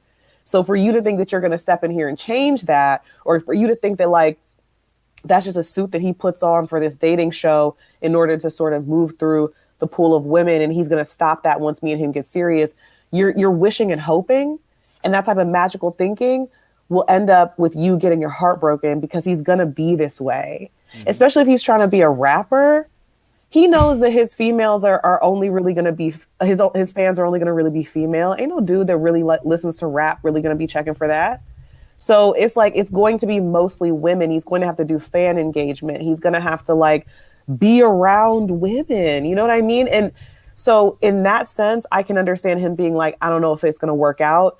And I think Venesha just needs to be very honest with herself moving forward, because you cannot ignore these red flags. And I'm not saying that this is a bad thing, that like this is an objective red flag that Joel needs to change. I'm just saying, like, if it's a problem for her, if she's trying to get married, like by the reunion, or get engaged by the reunion, or make this a long-term thing, she has to ask herself, like, if he were to continue moving the way he moves right now, and you have no reason to believe he will change because of his age and because of, you know, how he's presented himself thus far, the button down, the open shirts, the muscles and tattoos, all of that. If he never changes, are you going to be okay with this for the rest of your life? And if the answer is no, swallow the hard pill. Say, I executed the wrong strategy. I didn't go about this the right way. Or maybe I did the best I could, right? I did the best I could. I got to move on. Coach, can I jump in one more time? I wanted to add that I think that what also is just going to be like insult to injury is that just from what we've seen, like with the preview, and we saw at the beginning of the season, a snippet of the whole argument between Vern and Joel, right? And now it's all making sense, right? Because she says, you were willing to give me up for Kyra. And at the time, we thought it was a kiss, remember? But what I'm starting to think it is that it's going to get back to Vern, possibly not by Joel first, that he said Kyra's name. And that for me is where Vern is just going to be like, not only did you not pick me, but then you said it in the open at the men's thing. And we had just talked the night before. Why didn't you tell me? Because I don't know that Joel's going to move like Liz and call Vern the same night and go, hey, tonight during the men's tavern, I said some things. Let me break them down to you because I want to be first to mention it to you. Remember, he said he threw Kyra's name out because he was feeling away. So I just don't see that he was considerate of Vern's feelings and called her to let her know first. So what does that mean? That means that message gets trafficked back to her. We all know the game of telephone. And that's just that insult to injury where she's like, and you didn't even have to do me like that, though. That wasn't even necessary. And so it's just like you already see it coming. It's going to hurt so bad. And then likely at the next men's tavern, they're sending her home because she has no other connections. And I can't remember who said it in the chat. Was it Celia? I don't even know if I'm saying your name right, sis. So please don't be upset if I got it wrong. But she said it also kind of seems like Joel has blocked Vern's other potential opportunities. Like it doesn't seem like any of the other men are even going to go for Vern because they're like, oh, that's Joel's girl, which was what David was trying to set up Liz as, right?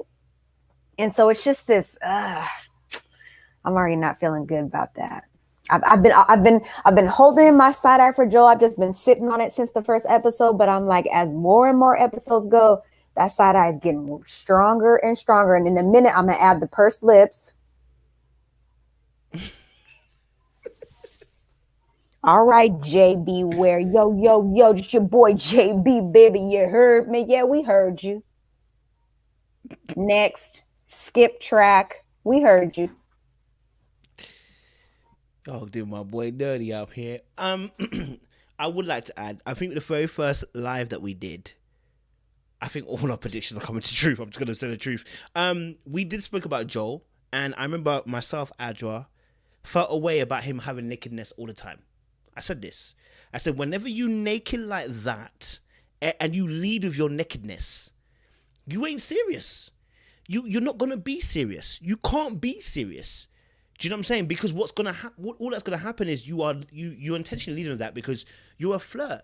And that's what he is. He's a flirt. He's enjoying the flirtation. He's enjoying the attention that he gets. Not in a bad way, but it's just like it makes sense why now with Vern, you ain't really trying to go there. Like, you're not committing all the way. You know what I'm saying? And I think, he would have loved for her to maybe have another option so that she isn't so pressed onto him. But she doesn't. She has him, and now he's dealing with the consequences of the fact that she only has him as an option, and that's what she's going to drive the stake in. It's going to be you and you only, and that's why this is going to be a big train crash, because the moment she now expresses how she feels, he's gonna be like, baby, I mean, but I didn't tell you that I loved you. I didn't say anything. And that is where the other side comes in, where I think there's a clear difference between David and him. He might have been doing this knowingly. Listen, like I said, we do this knowingly. And this is not just a male thing. This is male and women do this in a dating game. You lead people on, right? You're having conversations with people that like you, and you know they don't like you, but your ego needs to be fed. You need attention. You're entertaining a conversation. You are going nowhere. Yeah, and that's why we get frustrated when a person starts leading down the road. You're like, hey, please. You're going towards, like, let's go out on a date. Oh, no. We were just meant to be flirting on the phone. It's not meant to go any further than that. Now you're asking to go out. No. Right? We've all kind of been there, and some people are still there. We hope you can come away from there. But people are still there. What I would say with Joe is that he's aware of Venesha liking him. But now they're trapped in the Matrix. This is the game. Right? So either Joel bows out of this game and says, look, actually, Venesha, I'm not really feeling you like that. I'm not really. That's the super honest thing to do, but I'm not expecting him to do that. Because we're on a show, first of all, and it's really not a show for dating. It's more of a game show. Right? We're here to win plaudits, platform, fans, push your agenda across. So I can't expect him to quit the game. The true thing would be to quit and say, hey, look, baby, you know what? It's just not working the way it needs to work. You know what I mean? But he's not going to do that. And Vern will be the expense in this game. The only reason why I said about Vern being bearing some responsibility is that when you put all your eggs in one basket, that's got nothing to do with him. That's to do with you. If you trust and believe everything he said, sis, this is a game show. You've watched the last 3 seasons. There hasn't been one man, maybe one or two. There's been 1 or 2 men that have been, when they've said they wanted you, they wanted you. In most cases, it doesn't work like that. So you can't put all your eggs in one basket. So that's why I'm saying that there is a responsibility on Vern's side of things to have opened herself up to more, maybe not to Diedrich, but open herself up to more options on the table to give her some level of ability to be able to maneuver. Because now, just like KG from last season, all her cards are dealt. And when the person doesn't want you no more, you're done.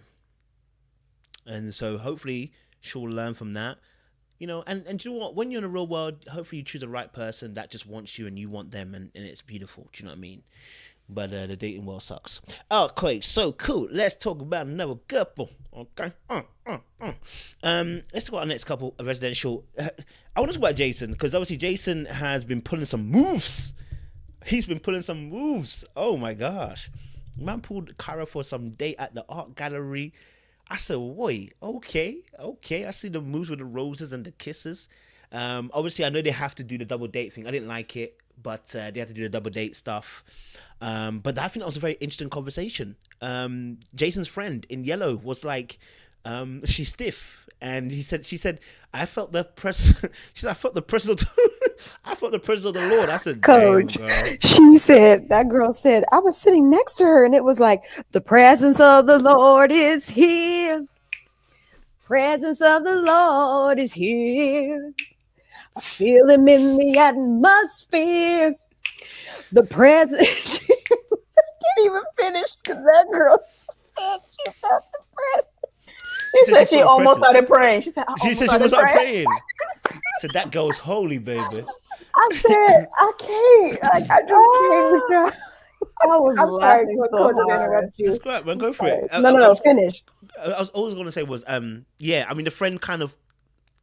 I think that just her friend's comment made me think that Jason will willingly adapt himself to any woman, because that whole spiel told me that, bro, I don't think you're on a spiritual level like that. Your friend doesn't even think you're on a spiritual level like that. But then you told Liz, you've broken down the book of Daniel, and Liz and Liz is gassed by that because she's thinking you're spiritual, and these wordings are really frustrating me. He has a spiritual foundation. And so, do you know how many people went to church when they were younger? Do you know how many people went to church when they're younger? Like, that doesn't mean anything, Liz. I'm like, come on, darling, come on. You know? But let's stop there, let you guys jump in. What's your guys' thoughts on Jason and let's start first with the date. Jason and Kyra and Liz's date. What was you guys' thought on that double date? Who's got their mic open? Ken, you got open. Flo. You caught me before I turned it off. I said someone's open. Go for it, Ken.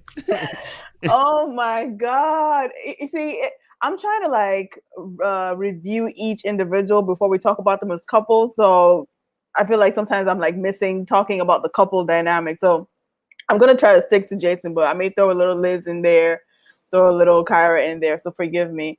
Oh my God. Jason is a sweetheart. I'm sorry. I have a soft spot for Jason. He's trying to find his way, but then I also see his strengths. I think for me, a man who is in touch with his emotions, a man who is able to identify his emotions, and so far he's been the only man who has been clear with the women about his intentions. From what we can see, that guy at least is on the good side of my books, right? Like, I'm not team Jason, because as far as I'm concerned, I'm scared to be team any man on this show. Okay, I'm not necessarily team Jason, but I think as awkward as the date went, I liked his friends. If we're going with the whole you are the company you keep, his friends treated the women with dignity. We're not grilling them, we're not interviewing them, so I had conversations with them, asked them questions that were in depth, because we got to see some confirmations about Liz, that she is auditioning for an in-house pastor, not really a husband. And we also got to see a little bit of a fun side of Kyra, right? We got to see her being a little bit more down to earth. I like the date. His one-on-one with Kyra, it was cute. You know, it was really cute. I'm not going to talk about the actual specifics of the whole date, but I think it was very thoughtful. If there's one thing I would say about Jason, is that so far he's been thoughtful, and just seeing him with Kyra, you could tell they have a connection. I think it's cute. I think Kyra likes Jason's personality, but likes AJ's physicality.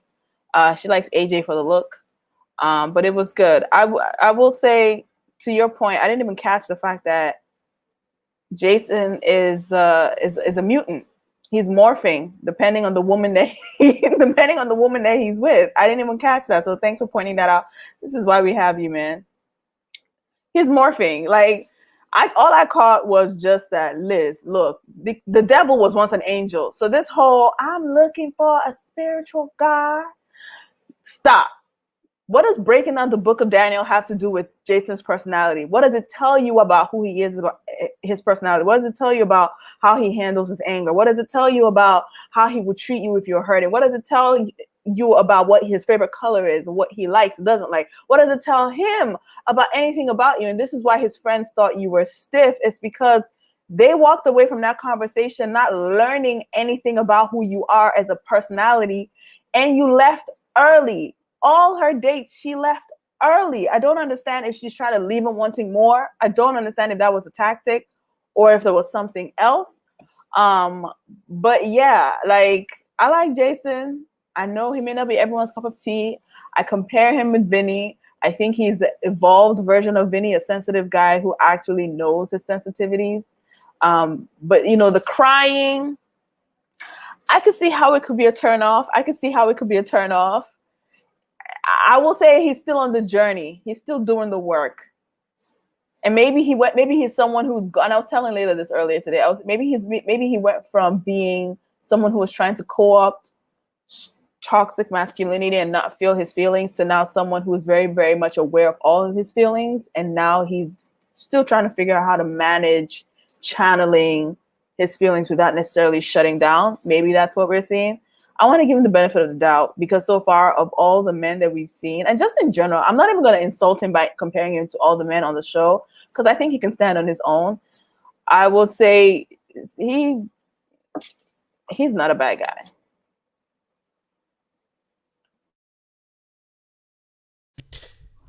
Go for it. Go for it, Ken. Araba.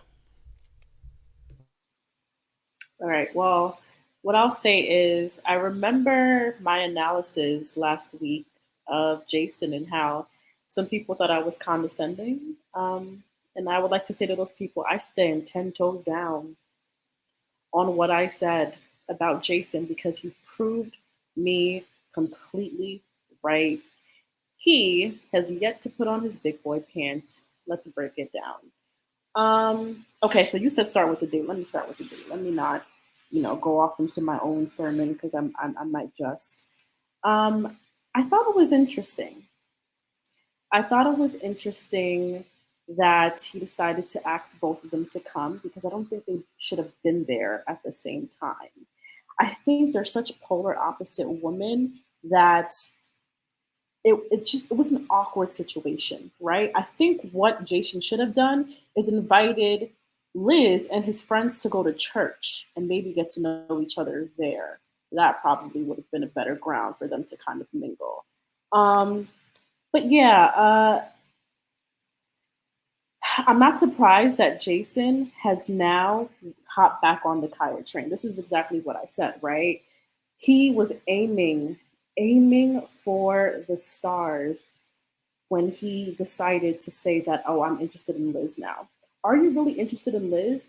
Or were you just so excited that you let your penis lead you?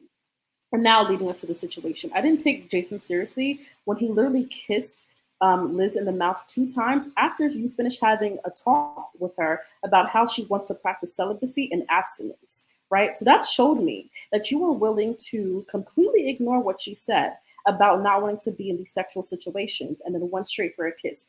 Twice. She was super uncomfortable. You could feel the uncomfortability through the screen. That showed me that, Jason, not only do you not listen, and that is a very important thing to have as a teacher, that's from teacher to teacher. Not only do you not listen, but you cannot respect people's boundaries. Okay? That's number 1. Number 2, trying to gather my thoughts, right? How is it that you are so easily swayed by what your friends think of Liz? I think he should have defended her and represented her 10 toes down, right? Because you were feeling her so much last week. You knew she was a Christian. You knew she was on the pulpit every Sunday preaching from Genesis to the last book of the book to Revelation. You knew this. So why all of a sudden it's now that she's stiff, now that your friends have given her this label, she's stiff now? Like when, like, 1 week you want her, the next week you don't. Make up your mind. Make up your mind. That's all I'm asking for. Make up your mind. I will say, though, I'm concerned for Liz because it's not every day that we have to lead with Jesus is my Lord and Savior. Oh, the book of the Lord. Oh, it's just some people become so rooted in their identity with Christ that they pretty much leave their own identity at the door. And you can't do that, right? We are so multifaceted and multi-layered.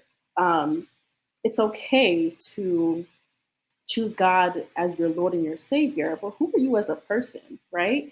And when you look for someone else, it's okay for you to look for that godly aspect of them, but you have not had any conversations outside of celibacy, abstinence, and Christian purity culture that, let's say if you guys get into a relationship or you become married, you'll realize that the only box you checked off was that this person was a Christian. You don't know how they handle anything else in their life. You don't know their financials. You don't know how they handle stress. You don't know how they are when they get angry. You can't check off any other boxes because you lead with your Christianity. and that's it. You leave it at the door. She literally came into the sports alley where they were, probably said a prayer or something, sat down on the couch, Jesus, Lord is my Savior, got up and left. We have no other parts of you. We don't know anything else about you. And so I get that. I get that she's coming across stiff. I don't think she's stiff. I think that we have not been able to peel back those layers. But that doesn't absolve Jason from him and his jumping ship self. He's always jumping ship. And I would like to see him be a little bit more stable, is what I'm saying. Okay, so for me, I think what happens sometimes is, when a guy has nice attributes, we kind of like overlook that, but I don't genuinely think I don't think that means like this person is a nice guy, right? I think he's shown us nothing but having to have wandering eyes, and you pretty much just go wherever the wind blows. And to me, that shows instability. Liz, although she's not perfect, she needs someone who's going to stand 10 toes down all the time, weather the storm, whatever situation you're in. You will not sway. You will not change your mind. She needs someone who's going to stand by her and not be ashamed of it. So make up your mind, Jason. That's all I have to say. Right. So I agree with Araba. Like I said, Jesus can't be your whole personality. When we met Liz, she was introduced as a very dynamic, ambitious, well-rounded person in the whole Meet the Cast special that they showed before the season actually officially kicked off. The question that was asked was, are you an alpha female? I understand that Kyra didn't answer the question directly either. But somehow with Liz, we end up not only not answering it, narrowing the scope, getting into the book of Daniel, and then proclaiming Jesus Christ as her Lord and Savior. I was like, what? Ma'am, are you an alpha female? Like what is the answer to the question? Do you consider yourself to be the type of woman who would be described as an alpha female? If so, why? If no, why not? And maybe that's what she was trying to get into the why not aspect of it, of like, I want a man who can be the spiritual leader of the household. I understand. She's 40. She doesn't have time to play around. She needs to be very explicit about what she wants in a husband. And spirituality plays a huge part in that. But like, I just want to know more about Liz as a person. And I liked exactly what she said when Ron was telling her she was in the bottom two. She said, I'm a great woman. These dudes are either going to catch it or they're going to miss it. And I agree. Let's get into more of why you're a great woman outside of you being saved. Because I think that's amazing. I just want to know about, like, Liz, what do you do when you get home from work? What do you do when you're not in church? What do you do with your friends? What do you want to be able to share with a partner? What do you not do because you don't have a partner? What are some of the things that make you tick? What are some of the things that you're attracted to in a man from a creative standpoint, not just spiritual, from a financial standpoint, from all of these things? And maybe she does get into this and they just cut it out because they want to sort of create the narrative that she's supposed to be with David because they both lead with their spirituality. I can't play these mind games with the production team about like what's really happening versus what they're showing us. But I just think that, like, at the end of the day, she's giving them the material for them to create this narrative. And she dipped out on, I believe Jesus Christ, my personal Lord and Savior. And I believe that he's building a mansion for me in heaven. In his name, amen. I'm out. I was like, oh, all right. Well, par for the course for Liz conversation. There we go. Don't know anything more about her besides that she's serious about this walk with Christ. Whatever. But as far as Jason being a Mighty Morphin Power Ranger, I think that Jason does what many people do, which is that if, let's say my spirituality is 17% of my personality. I was raised in church. I have aunties that send me books that parse scripture. My mama is constantly sending me prayers. My grandma, I go with her to church. I lead a thing for her. I do a thing. I volunteer with the church. I've been on retreats. Let's say that's Jason, but it's like, it's a part of his life, but it's not the leading part of his life. When he meets Liz and he saw her at the masquerade ball, you know, boobs out, hair blowing in the wind, he said, okay, that's something I want to see. And I know what she wants to see from me. So let me emphasize that part of my personality. I work in sustainability. I specifically do a lot of communications. We call that greenwashing. Where like when you know that really the sustainable part of what you're talking about is like maybe 5% of it, but but you talk about that for like 3 paragraphs, and then you kind of breeze past the fact that like, oh, it actually, you know, takes 3 times as much energy to make this so-called green product than it does than you actually save when you're using it. You breeze past that part, right? So he's kind of like Christ washing his personality a little bit. I'm not taking away from his sanctity or his relationship with God at all. I don't speculate on that, but I do believe he's emphasizing it with her, and I don't believe he emphasizes it to the same extent with Kyra. When his friends called her stiff, I felt like they had no choice but to. Because like I said, she's not showcasing her full personality. And I don't know why that is. I don't know if she's hyper aware that David is going to see all of this. And maybe she's trying to signal to him. Because I feel a lot of times like virtue signaling happens.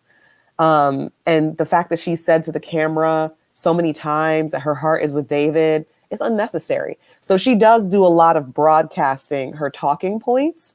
So we'll see. I think she even said that she's the CEO of her own production company, which means that she kind of knows the game. So she has to get in some of the things that she wants to really be put out there like a lot of times. So that might be also what she's trying to play the numbers on. If I say this 17 times, they'll maybe at least use one of them. So that might be what it is. You know, I think Jason and Kyra are cute. I think they actually have the best chance of anyone on the show of making it in a long-term relationship. I will even say this. When Jason came into the men's lounge sponsored by Seagram's Canadian Whiskey, he actually, that was the first time I thought he looked a little bit sexy. He had on just like a regular t-shirt and some jeans. And I was like, okay, arms. Okay, I see you. You know what I mean? That was the first time that he didn't look like a 9th grade like basketball geek that walks around talking about ball is life. You know what I mean? Like that's what he normally comes off as. And I was happy to see him look. He looked a little bit more grown, I think. He bills himself as a teacher, and some of his like teacher wear, it makes him look younger. And even in like some in his face, in his spirit is just like very youthful, which is I'm sure great for his work. But this is a show with a lot of like serious women in their 30s and some of them in their 40s. So compared to them, he looks very young and childish. But paradoxically, wearing the most chill clothes he had, he looked the most grown he's ever looked. So I think he should lean into that, you know, lean into that. Maybe we wouldn't be calling him a little boy as much. But yeah, Jason and Kyra, let's not stick to the rivers and lakes that you're used to. Kyra seems like she be in church, but it's not her whole life. Jason, go with that. Don't try to live up to a standard that you're not going to meet. And I feel the same way about Ron with Alexis.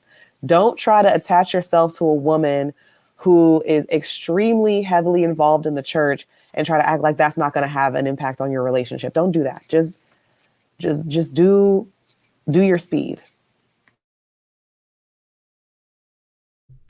Sinead, go for it.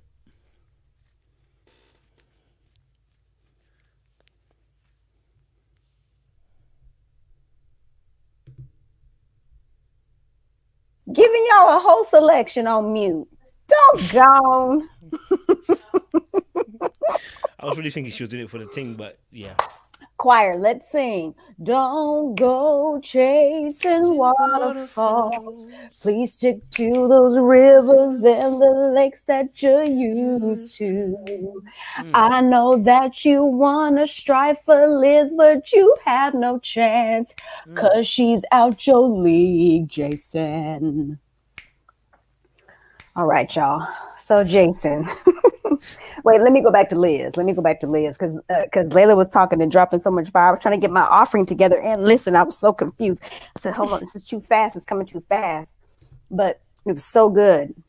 So with just a little bit on Liz, just like a teeny smidge on Liz. So I feel like on this show, we've really not seen if you really think about it, we don't really know a lot about all 20 of these people.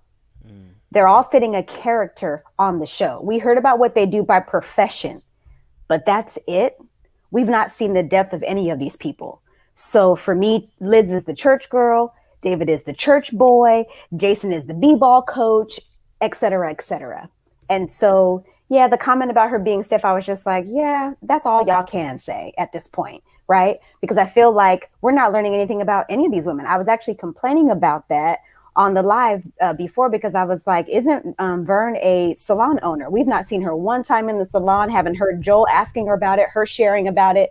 Sure, it's probably happening, but they're crafting their own narrative on this show. OWN holds the reins, and they're giving us the produced television show that they want to. So I get it. I do just want to say, though, as a fellow Christian woman, like, quite honestly, to be told that someone felt the presence of the Lord when they were near you, that's a good thing. That's a good thing. So I really hope that Liz and others, such as myself, wouldn't take something like that and be like, well, let me try to fix that about myself. No, he's in you. You're an image bearer. That's fine. It's okay. I do agree with some of your points, Layla, on the show. The way they're narrating it, it seems like she's leading with her Christianity. And that's all we're going to get about Liz. We know she's a whole CEO, but we don't get to hear about that. We don't get to see her eyes light up when she talks about what she loves to do. Those are the kind of things that could give us a little bit more about who Liz really is. But I will say this. Jason is a basketball coach. He has an attorney and a CEO. Wow. This might very well be the first time in that young man's life where he's had access to women of that caliber. I'm not shading basketball coaches. I'm just saying it's not NBA coaching, so it's a little different. If Alexis's son is one of his students, then I think we know by what level Jason is coaching at. Again, he's 36 and has an attorney and a CEO. Jason is out here winning. He is winning. You know why he got emotional in the men's tavern? Because it hit him. That dang, I'm the guy who's the girl I was going to propose to, I found out dumped me via text from my coworkers. And now here I am with an attorney and a CEO. And they're both saying affirming words about me. Not only has that never happened in my life, like that don't happen for guys like me. I'm out here winning. And I also think that maybe something happened in his childhood. He talked about how his background didn't include a lot of, affirming, uplifting talk. So he had his moment. But I was just like, if you really look at it, Jason ain't doing half bad. Now, we know how this is probably going to end up for him, because we know Liz really ain't checking for him like that. And Kyra really isn't checking for him like that. But for this moment on national TV, Jason has got an attorney and a CEO. And he can always brag about that to his boys. And at his level, he's like, yeah, b-ball is life. And I'm bagging these, it's all of that. He's like, boom, winning. He's going to have shirts, #winning. He's out here. I like him. I don't know what it is exactly that just comes off so youthful about him. If you really break it down, the age difference between him and Kyra, I think, is 2 years. The age difference between him and Liz is just 4 years. But for some reason, he seems so much younger than both of them. That'll work to his favor once he's 50. But right now, it's not working. He gives me like, I'm trying not to be petty. Jason gives me Roger from, okay, I'm gonna stop. I saw your faces. I'm gonna stop. It's not even necessary, Shanae. You don't have to do all that. Just make your point and be quiet. Okay, I'm gonna stop. So Jason has an attorney and a CEO. Jason is winning.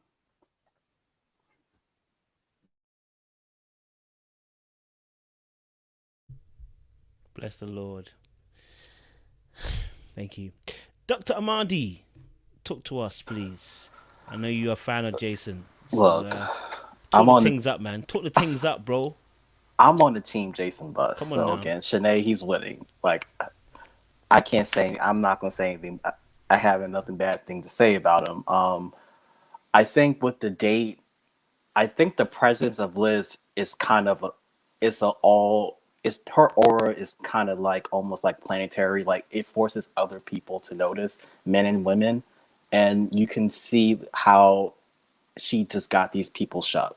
Like the fact that the guy that Jason brought to that group date didn't say anything when Liz was around, like I was like, okay, like this is that presence I'm talking about. Jason's shooting out his league. He's never been around someone like this. Probably will never be. As long as he doesn't do anything to mess it up, I can't have anything bad to say. My issue kind of goes towards like the end or the second date with Kyra. Like my issue is like we never ever hear Kyra saying anything good about Jason or trying to go after Jason until she finds out he's actually likes Liz and wants to spend time with Liz. So to me, I feel like they've been going on there. I don't know what that's going to look like because Kyra's now attached herself to apparently the 4 or 5 of the guys. So which way is she going? We don't know. I think if she wants to play the game, I get that. If she's interested in Jason, I don't know. Again, I still think it's Jason, AJ, I don't know. We'll see how this plays out. I just hope that Jason doesn't get sucked in the moment and does something stupid and mess this thing up because again, that line, he's getting right close to that line. Like one or two things can happen, and the next thing you know, he's the evil guy out here manipulating women. So hopefully we don't get that far. Continue to play your game, my man.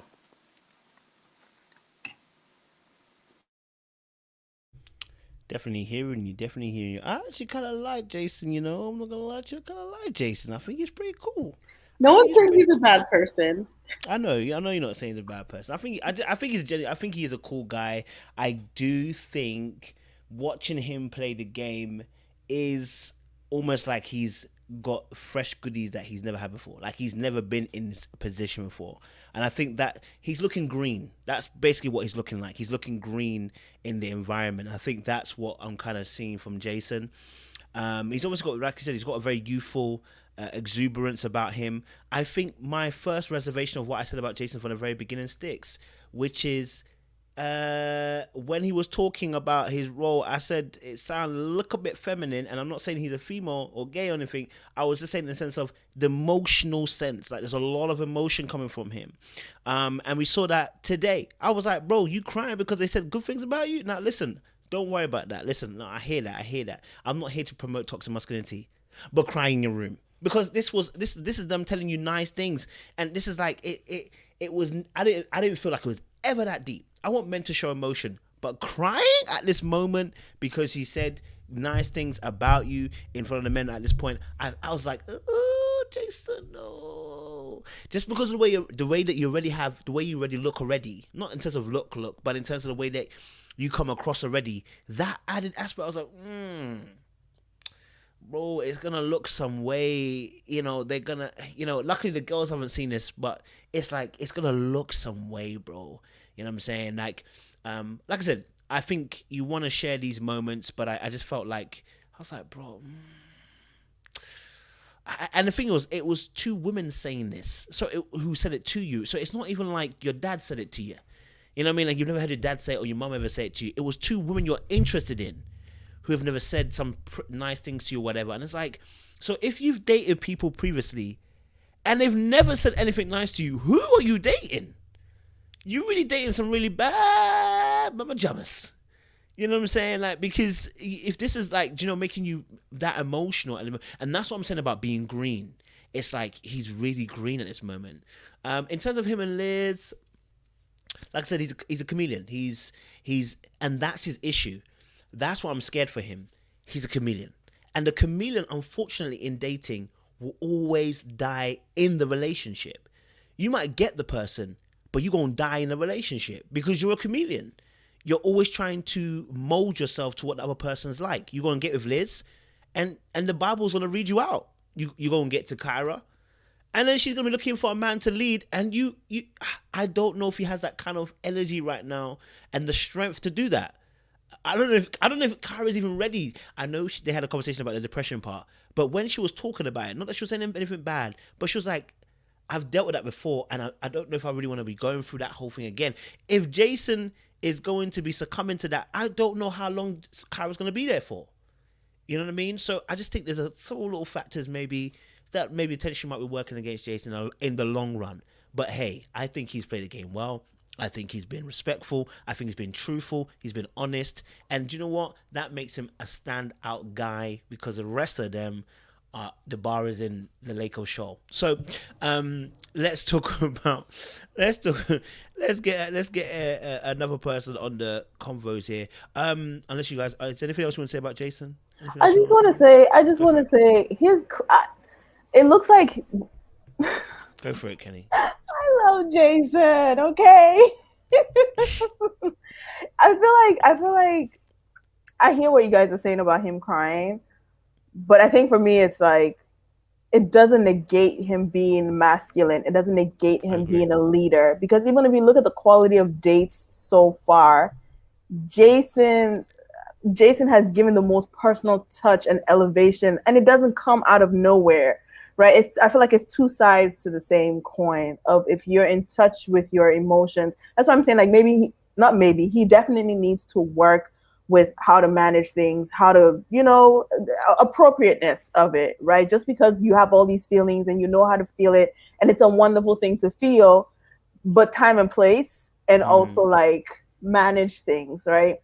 But even when his friend was complimenting him, she was like, "Don't cry," because it seems like he is a crier, right? And with he works with kids. It just seems like that's just Jason, right? So I hear the feedback is very valid. I definitely think he needs to take it into account, not even consideration. Like he needs to do something about it. But I don't think it negates his masculinity, and not even saying like toxic, in the sense of like I think he can lead. It's just not going to be the way that a typical traditional woman would expect. But I do think he can lead. If I was comparing KG and Jason, I would go Jason. KG wants me to pay all the bills if it comes to untraditional man. Okay, look at you. If I were comparing, right, these are two men who, in Ron's word, niche market men who need niche market women. Hey, we're gonna get to that. Hey, but if we gonna go there and we're comparing, like if you're saying you have these two untraditional men in front of you, I would go team Jason, because I do feel like when push comes, it doesn't need to get to push comes to shove. Freudian slip. Jason will lead the way he knows how, but he will lead. KJ, on the other hand, he'd be looking at me like, where the money reside? No. Kenny said, I'm not wiping your tears and paying the bills. Kenny don't even get the man name right. That's how much he get on her nerves. KG, sis. She'll be like, get away from here. She don't even know what to hear the man. I'm sorry. You know, man. I'm sorry, that was not intentional. My bad. I'm just saying, because I want us to walk away from this conversation not like pigeonholing men. That there are different types of men, and you do have untraditional men. But now, okay, I'm saying let's compare two types of untraditional, because I would not compare Jason with an AJ or a Joel, even if Joel cried. The different kinds of men. But if we're saying we're bringing two men who we generally would say are in touch with their feminine side, I feel like Jason has more leadership tendencies, traits, characteristics than AJ, but Jason definitely needs to do some work with managing that. That's where I'll leave it. No, I hear you. I mean, I'm in touch with my emotions too, you know. Listen, when Titanic comes on, boy, you're going to see me bawling, okay? Passion on Christ, you're going to see me bawling. But I am not going to be crying because you told me amazing things about myself. Please, two things, two ladies are telling me how amazing I am. I'm going to start bawling, you know what I'm saying? Like, it's not me. That's why I just feel like he's got emotional stuff that he hasn't dealt with. That's what I'm feeling. There's something behind that he hasn't dealt with. You know what I mean? That's what I'm looking at. But I agree with you, though. Some men... There are different types of men here, niche markets. Let's talk about another thing, because I think there was Ron, Chris, and Chris. I called her Chrissa. Ron, Chris, and Alexis. I couldn't spell Chris Sampson's name, so I just put Chris. Ron, Chris, and Alexis. And the cat suit. Listen, I'm gonna say it straight. Listen, I don't like Chris' attitude. I'm gonna be honest with you, but that cat suit was fire. I'm just gonna put it straight. This cat suit was fire. I mean, I don't know why Alexis was crying about it. You're in a club. You can't even open your mouth to say anything. You're in a club. Okay, you first of all, the terrain is even the wrong terrain for you, and you're judging another woman with the way she's dressing. She's dressed like she's going to the club. I don't know why are you confused? That's how we be dressing to the club. So to be honest, I liked what Chris was wearing. I think it was sexy. You know what I'm saying? And we in the club, so I don't know what Alexis was. I felt Alexis was doing a little bit too much judgments, too much critiques, too much, you know. Who's open their mic? Hey, Dr. Ahmadi, go for it. I mean, we don't know. I don't like Ron, but I think Ron benefits from these double dates like more than anybody. And I just feel like, you know what? He gets everyone to talk. He gets to sit in the background and do absolutely nothing. I still don't get his character. I feel like, again, like people might not get this. I feel like he reminds me of Ben Simmons shooting a 3-pointer.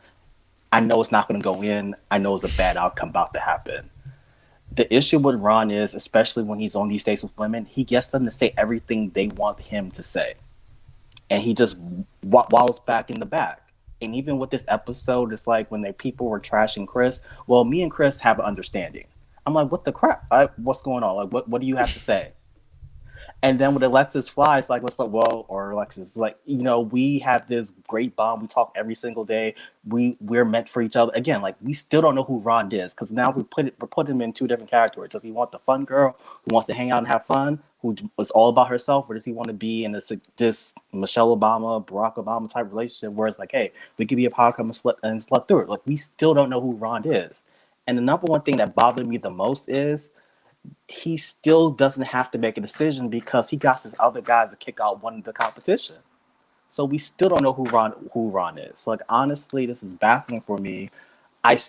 He hasn't shown us exactly what type of woman he wants to be with. And even when his friends asked him, you know what he said? You know what? I'll pass. So again, like, I've tried to find a reason to recognize anything good qualities from him. I can't. Is he going next week? Please let me know if he's going next week. I just can't stand much more of it. I'd rather hear what you girls have to say. Women have to say. Alexis judging. Am I off mute? Okay. Alexis judging. I can't do it. Alexis judging Chris on her cat suit. Alexis, who dresses for most of this show like she's taken over for the 99 and the 2000. It's just the irony for me. I was just like, I don't care what Chris has on. You, ma'am, don't get to speak on any of that.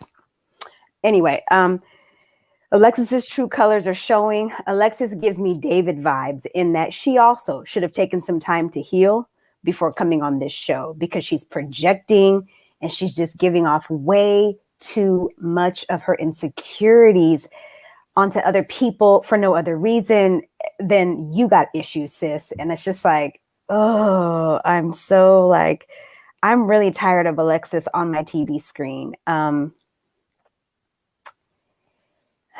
So there's an energy that Alexis brings that is very familiar to me from some church spaces. And it's the first lady. I need all the attention, suck up all the energy in the room. And it's just off-putting for me. I know she's competitive. She's proven to us how competitive she is. And it's just not translating well for her. I feel like the woman that her ex-husband described her to be on your interview, that woman may have left that situation extremely jaded, and now she's gone to the complete other side of the spectrum because it's just really a lot with Alexis for me. And I want her to stop with the Hoosier #1. I want her to stop with the Chris shade. It's even the her confessional was all comparisons of what Chris's answers were to the questions about the friends, not about getting to know the friends, not about if she even likes Ron. This is not about Ron. It's not about AJ either. It's about winning. And maybe she's coming from a low self-worth esteem place, and winning this competition will make her feel better. I don't know, but it's just Alexis is not giving what she was supposed to have gave. And I can't. Ron had nerve. That man said KG was a niche market. He's niche market. I just was like, Ron,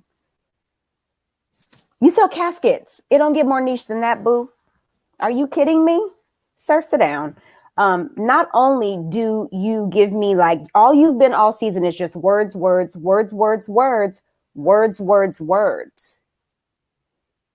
else, Ron? What else? What else about you? Like, honestly, I don't even think Chris really liked him either.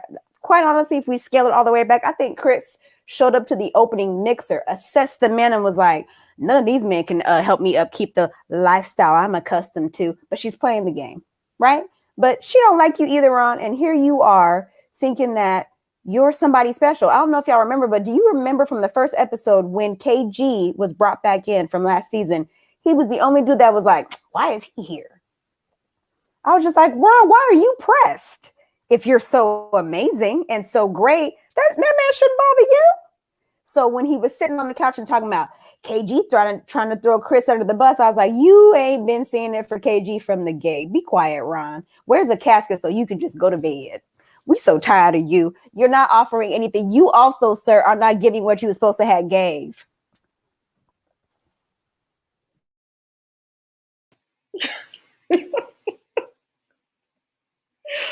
Thank you, Shanae. I'm trying to gather my thoughts, but I'm still laughing from the multiple jokes that you just laid on us. Alexis is a mean girl.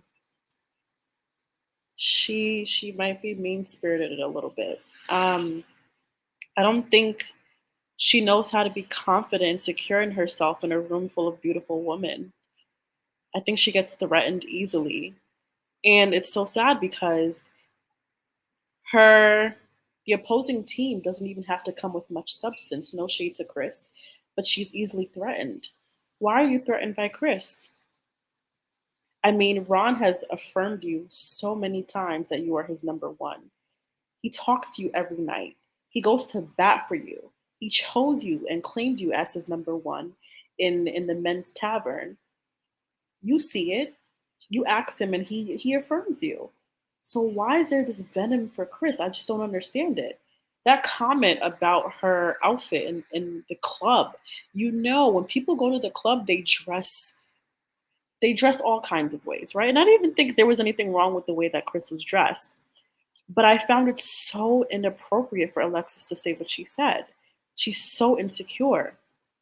And I don't think I caught it at the beginning of the show. I thought she was pretty confident in herself, like maybe a little too confident for the outdated outfits that she wears.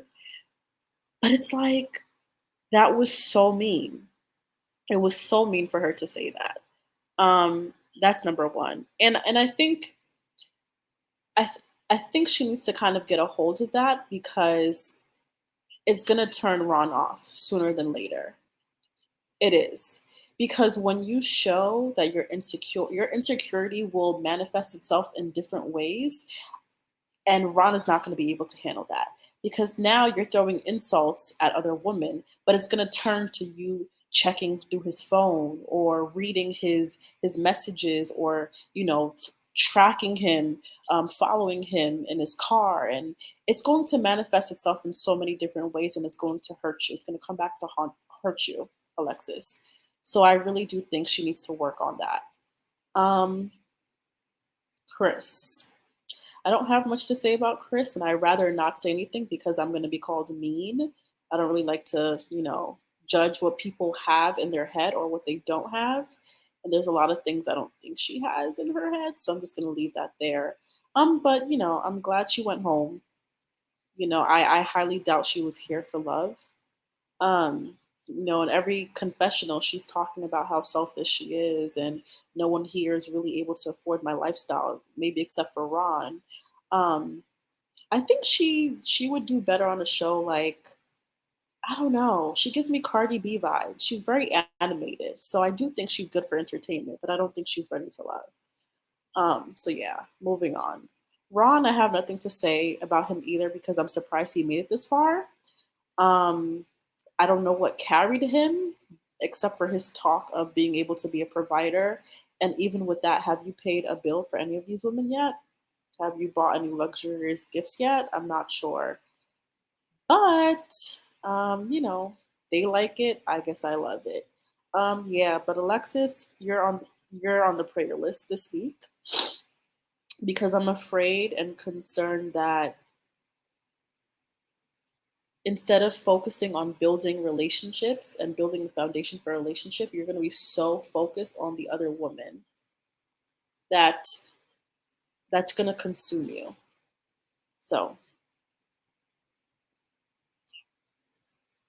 Thank you very much. Layla, you going? Yeah, so I think that Ron and Chrysanthemum's bond is kind of surface level to me. That's what it felt like. First of all, him taking them to the club, I was like, he's playing. He's got to be playing. I thought it was strategic in the sense that I think he wanted to see how Alexis would do in this environment. And it's because I just don't think Ron is serious. Like, he's attracted to Chrysanthemum. He said, we don't really talk a lot, but we understand each other. And from that, I took it to mean she fits into his lifestyle the way it is now and the way he's enjoying it now. It's fast paced. It's somewhat unpredictable. He likes to jet set. He likes to work hard, play hard. He likes to have fun, and he's physically attracted to her. She's his type. So I think from that sense, and he was into the cat suit. You know what I mean? For better or for worse, he was into it. So I think that he is feeling like this works for me. This is where I'm at. Do I think that there's a large part of him that wants to be more or wants to be more future minded, more settled? Yes. And that part of him is attracted to Alexis because she still has that wild streak in her. But she's clearly, she has a son, so she can't really be doing way too much. And she also, is just like a very settled person. Like she said, she's a woman who likes order. So I think he's warring within himself. Because even when nephew Tommy was saying, well, are we here for fun or are we here to try to build something that's long lasting? And all the other dudes were like, yeah, long lasting. Ron didn't say anything. Ron said nothing. He didn't even answer the question. So I was like, it looks like Ron is not all the way sure which one he wants. And that made me say, I guarantee that he hit Chrysanthemum up after she went home. And I bet you they continued to talk for at least a few weeks, as long as she would entertain him. They may even still be talking now. With Alexis, it was a little bit too much shade. I get you, sis. Like, you didn't think the cat suit was appropriate. I feel it. Like, but you're continuing to make these like negative jabs and like imitate her. And let's be completely real. Like, Chrysanthemum doesn't come off likable.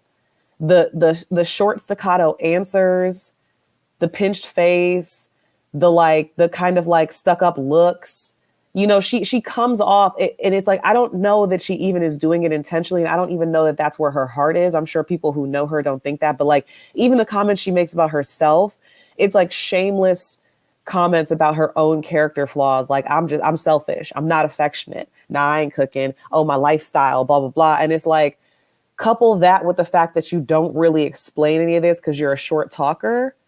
It's not, there's not enough there to really smooth out some of the rough edges. It's not enough there. So it's hard to sort of like get a hold on like, who is Chrysanthemum? What are some of her more redeeming qualities?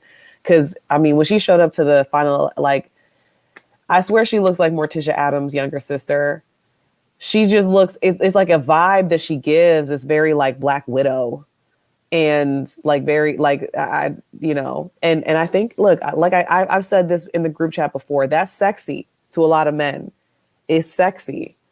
Like there's a slight danger, like the super dark hair against the fair skin, the sexy dressing, especially when she wears black, the cleavage, the clinging. It's sexy. It's alluring. There's danger to it. You know what I mean? But I think it's like, we still want more though. We still, that's the hook. What's after that? What comes after that? Where are you taking me? And I was just, the whole time they were in the club, I was like, where's the personality at, sis? Where is the personality at? When she went on the simulator date with Jason, Kenny put me on to those like behind the scenes clips they have on YouTube. Where's the personality at, sis? It was like pulling teeth to talk to her. And a lot of the comments she made, it had like a little attitude to them. It wasn't great.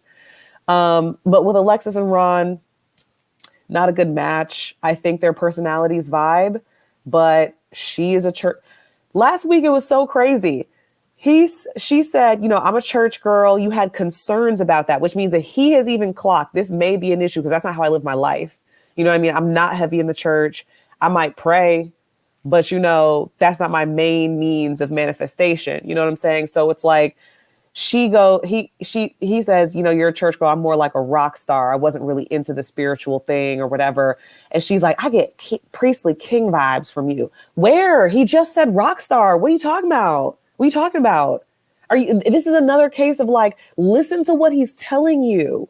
So when you continue to go forward, when he's been telling you these things, and he's going to tell her even more plain next week, take it in, absorb it. He's not about it. And maybe if you want to sort of roll the dice on, maybe I could motivate him to find Jesus. It's a dangerous game you're playing, but maybe it could work. You know what I mean? There's precedent. It's in the Bible. Like maybe you could be the one to convert your spouse. But at the same time, do you want to be like, is that what you want to do? When there's so many other men who don't necessarily need that. I mean, listen, I'm here for love. So if they love each other or they end up falling in love, I think that they can forge a path forward. I don't think many people's lives have been made worse for becoming, more spiritual and going to church more. So it could work. I just, unequal yokage is a real thing in this situation. So I think Ron is warring with himself. The two women represent two different paths in life. And I don't think he's prepared for one of those paths. I hear you. Who hasn't said anything about Ron and Chris? Ken, innit? Ken? Yes. Oh my God. A lot of what needs to be said has already been said. I just have one question for Ron. What the heck did you mean when you said KG? It's KG, right? Okay. Mm-hmm. KG is a niche market guy who needs a niche market girl.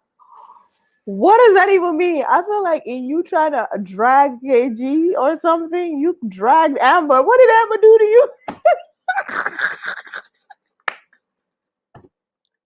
What the hell did that mean? Are you trying to say, I don't even know. Are you trying to say he's unique? Like, I'm so confused. And that to me just says so much about Ron, because Ron he's a lot of talk.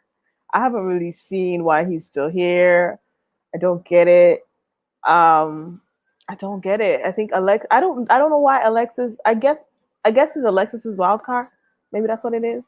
But I'm not sure in terms of personality or what he's bringing to the table, even as a character. What character does he fit into? I don't understand. So I'm just going to stop there because I really don't know what Ron's about. So, yeah. The provider. Okay. I don't know. I'm so lost on Ron. I'm so lost. Chris, I feel like she lost steam when she lost Frack. Oh, was she Frick? I don't know. When she lost the other one of the duo, she lost some steam. Dare I say, she was putting out a little bit more, because she seemed a little bit fun when she had Frick or Frack, whichever one the other one was, to bounce off of. But she just seemed a little bit more like bitter. Maybe that's the word to use. I'm sure she's a lovely lady, but we just haven't seen it on the screen. The short answers, she feels like conversations are interviews because she doesn't want to engage. It's like maybe she doesn't feel like the person who's conversing with her is worth her time. So when someone asks you a question, you respond with an answer, and then you ask them either the same question or a leading question. That's generally how conversations go. But when someone asks you a question and it goes to you to die, that's when it feels like an interview. So I feel like, Chris, just a tip, like it feels like an interview because you're making it interviewing. You could always manage the narrative and turn the question back to the person who's asking you a question. It happens. That's a conversation. So just a little tip there. I don't know what her deal is. I don't even know if I know how to read her. But when she kept saying it over and over again, and even in the clips that were circulating on YouTube that Owen put out of the like unforeseen footage, which I think those clips are more interesting than the actual show itself. She keeps saying that it feels like it's an interview. And I'm just like, sis, have you ever had a conversation before? Because a conversation is generally two people interviewing each other. That's how it works. It's just that for you, the conversation goes to you to die. Oh God! Hence, the more. I didn't want to. Look at you connecting the dots. I thought it. I didn't want to put it there. Today, you petty. You were petty because I thought it. I said all day. I was like, when you go on there, be sensible. Do not be petty. And I feel like petty was like sensible was right here, and petty was like, say da da da. Snap like, your fingers. Say mortician. I was just like, No. I thought it. I thought prayer. I'm gonna go to Petty Anonymous so I can get delivered. You just connected those dots. I didn't want to say it. Oh yeah. She's so apathetic. She doesn't care. That's why the conversation goes there to die. But I did want to say this, being sensible now. So at the end of the show, when she was being escorted off, and she said, it was the way that she said it to Chris. Oh, men don't like it when they get a dose of their medicine, huh? I was like, uh-oh, somebody's big hurt. That came from a place of hurt. I said, could it be that Chris puts up walls of defense around her to protect her from being hurt?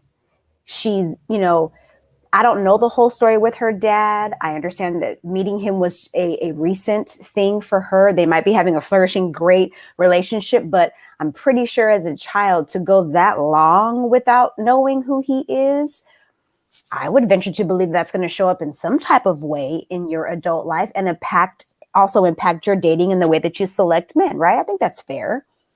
So when she made that statement to Chris, whom, by the way, they've never really dated for real. So for her to even say to him, even though I know she was responding to what he said, the men said, still the energy, she was flat affect that whole time. But when she got up and said that, I was like, uh-oh, it reared its head. That's what who did it, Chris? Who hurt you? Was it daddy? Was it some other men? Is it a culmination of all those things? And I just feel like Chris protects herself so that she won't get hurt. And it's coming off so cold and apathetic and dead at times, but it could just very well be her security blanket that keeps her protected. I mean, even the comments of like, typically when a man says, oh, you smell amazing, what's that? It's nothing to be like, oh, that's Tom Ford. Oh, it's whatever. But for her to be like, I try, it's a secret. I was just like, why so defensive, sis? It really isn't. It isn't against Chris. She even said later, I got heat for AJ and Ron because I know for those two, I'm not in their bottom. So how am I getting voted off? Who was disloyal? And I was just like, uh-oh, that's where Chris don't play no games. When you turn on Chris, in comes the real, right? That's when you start to see some real emotion from her. And so if you followed anything that she's been doing post-show and interviews and stuff and little teasers here and there, she's got some tea apparently to spill because she's got texts and receipts to prove that, she was on a lot more people's tops or whatever, what have you. But I feel like maybe Chris feels like she's coming out of this potentially unscathed because she didn't give a lot. So she couldn't get hurt a lot because she's been hurt and she's defending herself. Definitely hearing you. Definitely here. I think Chris had. I know she mentioned about her mom or not being very affectionate in the conversation with KG, and I think that has kind of maybe built up Chris something that we're seeing at the moment. I think you made some good points in there about her being hurt. I think there's a lot of that is going round, and I picked up on that same thing when she said you men don't like it. I was like, wait, I was like, darling, who's not been doing this that you're flying off the handle like this to KG? And actually, KG's reaction was KG too. He was like, what the hell? I was like, what the? Oh, wait, he put his whole drink down. He's like, wait, hold on a minute. No, oh, no. Like, I think KG probably did like her, but she didn't give him the play. So that also too is also a situation. But yeah, I think obviously with Chris, I think there is a major emotional wall there. She got on well with AJ. She got on well with Ron. Obviously they. I think with AJ too. I think there was something obviously about AJ and Ron that they could maybe tap a little bit deeper into Chrysanthemum, that she was allowing them to, whether that is just because Ron was, number one, he's the money guy, and whether AJ is just a good looking guy, surface. Maybe that's what they're kind of linking on. But also maybe they're linking on the fact that all of them have guards. So as much as we see Ron and we see AJ, maybe they actually have their own guard and their own mask that they have. And those are people who can see beyond the mask. And so it's almost like we gel because we both see beyond each other's mask. I see you, I know what you're about. You know what I'm saying? Like, I know you got that mask. I got my mask too. I ain't gonna break yours. You're gonna break mine, right? Because actually with when the guys when the uncle nephew Tommy, that's what I call him, uncle nephew Tommy asked them about does everybody feel this way? AJ's head went down and Ron turned away. All the other guys said, yep, that's how we feel. But AJ and Ron stuck to the program. They don't have these feelings that the other guys do. Chrysanthemum didn't do what she did to the other guys, what she did to them. So obviously there's some kind of bonding that they've kind of had. And yeah, I've definitely felt like when she said that comment as well about someone's being disloyal, what it reminded me of is that her and Stacey had the exact same exit. Y'all were thinking that you were top of the batch, and as soon as you get sent home, you haven't got the heart to take the loss. Sis, you got sent home like everybody else. You know what I mean? It's a competition. You get voted off. Okay, all right. The ending. In fact, do you know what? It's not just her. Chris, Stacey, and Ida all had the same ending, and I'm not gonna say what the common link is. They all had the same ending. Okay. They all had the same ending, you know what I mean? And they all did the same thing. As soon as they got voted off, it's like someone else has done something. It's like, it's a competition. You know what it's going to be like. You know they're going to vote people off. So, I mean, let me not talk too much because I don't want to incite that conversation yet, me. But, there's a common link between the three girls I mentioned. I'm just going to say, the common link, you know what I'm saying? Let me not say too tough, you get me? Before they come into my mentions and say that they're not. Mm-hmm. We'll say it. Ladies that look like those three are not used to that type of treatment in this world. In this world, ladies that look like that are esteemed. They're put on pedestals. They're chose, period. And ladies that look that way go into spaces with that preconceived notion. And when you all are not picking up and responding, it's a problem. Big egos fall hard. Is what it is. I don't share that same commonality that those ladies have. So I don't show up in the world that way. But if I did look like they did, maybe I would carry that same energy. True. If you don't get it, read between the lines, people. So let's talk about last kind of ones we talk about. Because I think it's KG and Amber, isn't it? KG and Amber, the last one. Who else? Am I missing somebody? Why do I feel like I'm missing a couple? I think did we do AJ? We didn't do AJ. Yes, AJ and Kyra. I want to end on KJ and thing because it's a good note in KJ and Amber. You know what I mean? A little bit of love at the end. Yeah, AJ and Kyra. Obviously, they had a nice little date. Do you know what?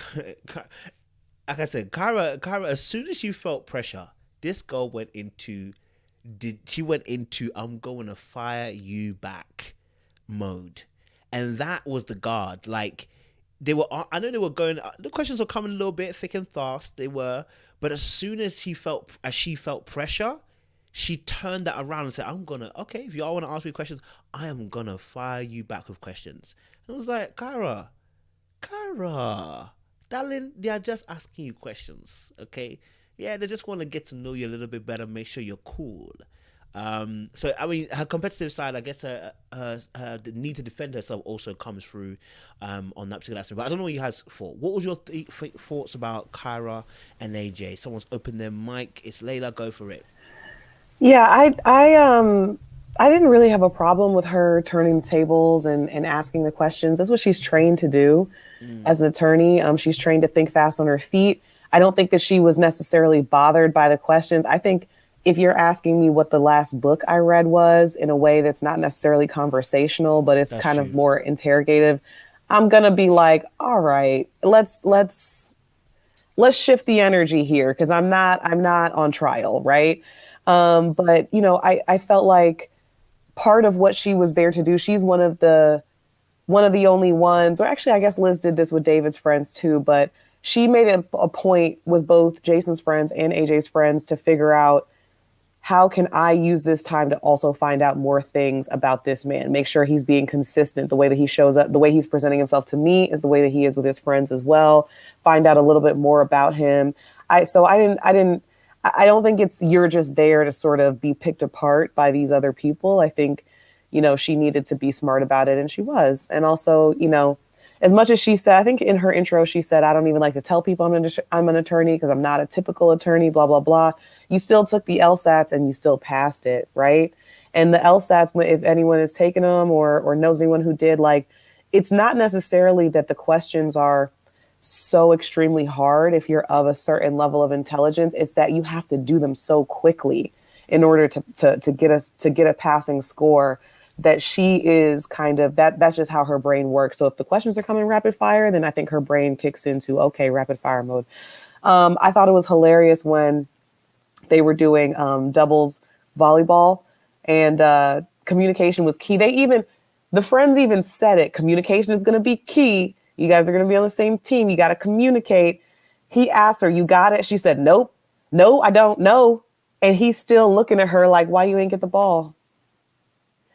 And I was just like, isn't this it in a nutshell? Isn't this it in a nutshell? Isn't this their dynamic just perfectly there? It was lighthearted and it was fun, but I don't think Kyra missed that. I don't think Kyra missed the significance of that, because she's been saying that the communication is just not right. You know what I mean? Of course, you know, if I were playing doubles, I would be like, you got this, or like, you get it, or whatever, something a little bit more instructive. But at the end of the day, how she talks is how she talks. And if he's not vibing with it, then what are we doing? You can't have the communication in a dinner setting or on the phone or through text messages isn't hitting. The communication in a fun environment isn't hitting. I mean, the signs are there. So if she wants to continue to do this with AJ, somebody in the chat was saying that, like, Kyra had described herself as a little bit ratchet. This may be the ratchet girl in her that's just like, I want what I want, and this is the man I want. So this is what I'm going to stick with, despite seeing all the ways it's not really working out. Who knows? But yeah, I think her and Jason are probably a better match. All the giggles and things like that. I don't think that part will last that long, but that's always going to be there with them. Whereas I don't see as much of that with AJ. I think it's hard to be super lighthearted when you have a history of disappointment. And like her friend said, I think she has her guards up, but I think she wants to be with you. I agreed with that. I felt like she has her guards up, but she's searching for a reason to put them down. She wants you, AJ, to give her a reason to lower her guards and wash away everything that's in the past. In one of the previews, her ex said that she doesn't really let things go. So I said, okay, so El Cheapo is definitely still in the front of her mind. How he played her after he did that El Cheapo nonsense, that's definitely still in the front of her mind. The gaslighting and the table turning, the Jedi mind tricks. She hasn't forgotten that. So just in the communication issues, it's sort of like making it so that it can't go away. I've been in that situation before where it's like, I want to meet you there, but you just keep giving me reasons to not be able to forget the past. And eventually you just have to let it go, because you're like, look, it's just too much water under the bridge. The bridge has sunk. The bridge has been engulfed. The bridge is gone.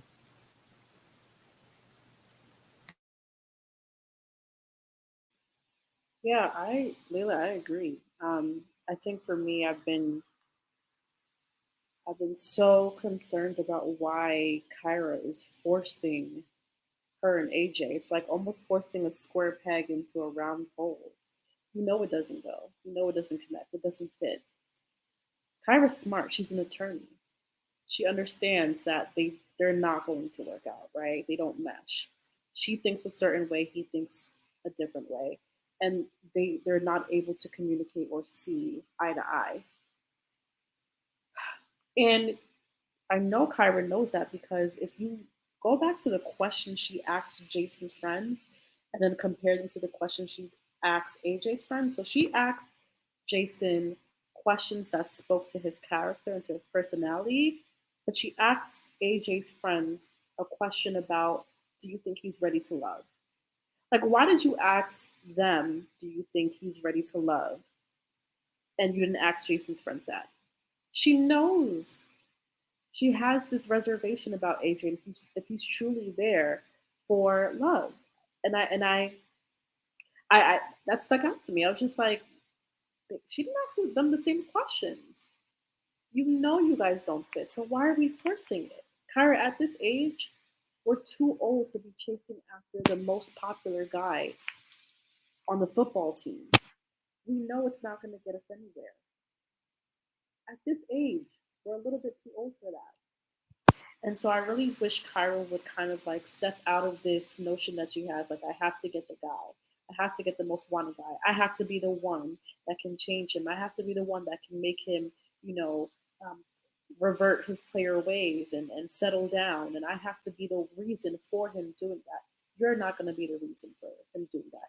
He's going to be the reason if he ever comes to that place, right? So Kyra reminds me of those types of women who, they know what's best for them, but they decide to go and steer a completely different way anyway, because the challenge and the risk seems so more fun. And it might seem a little bit more valuable in the end if they're able to get the guy and get the situation that they want, right? I think she would like it to be as easy as her and Jason, but she doesn't mind the challenge because she knows in the end it's going to be worth it if AJ does convert into the guy that she wants him to be. I really do believe that. So that's for me. I don't have much to say on AJ because I don't. Why are you there? There's nothing to analyze. There's nothing to assess. Um, he's just taking up space. He's just there to be pretty. I don't care who's sensitive about me saying that in the comments because I see a lot of people are upset that we're calling out pretty privilege. It exists. Get used to it. I know for a fact there's some things that I've been able to get out of because someone likes the way I look. Pretty privilege is a real thing. And people have been able to pass with it. Okay? And so we're going to have to call it out for what it is. Some people who are very pretty and who are very handsome just show up as themselves. And for some reason think that's enough. It's not. It will get you in the room. It will not land the deal. I have nothing to say about AJ.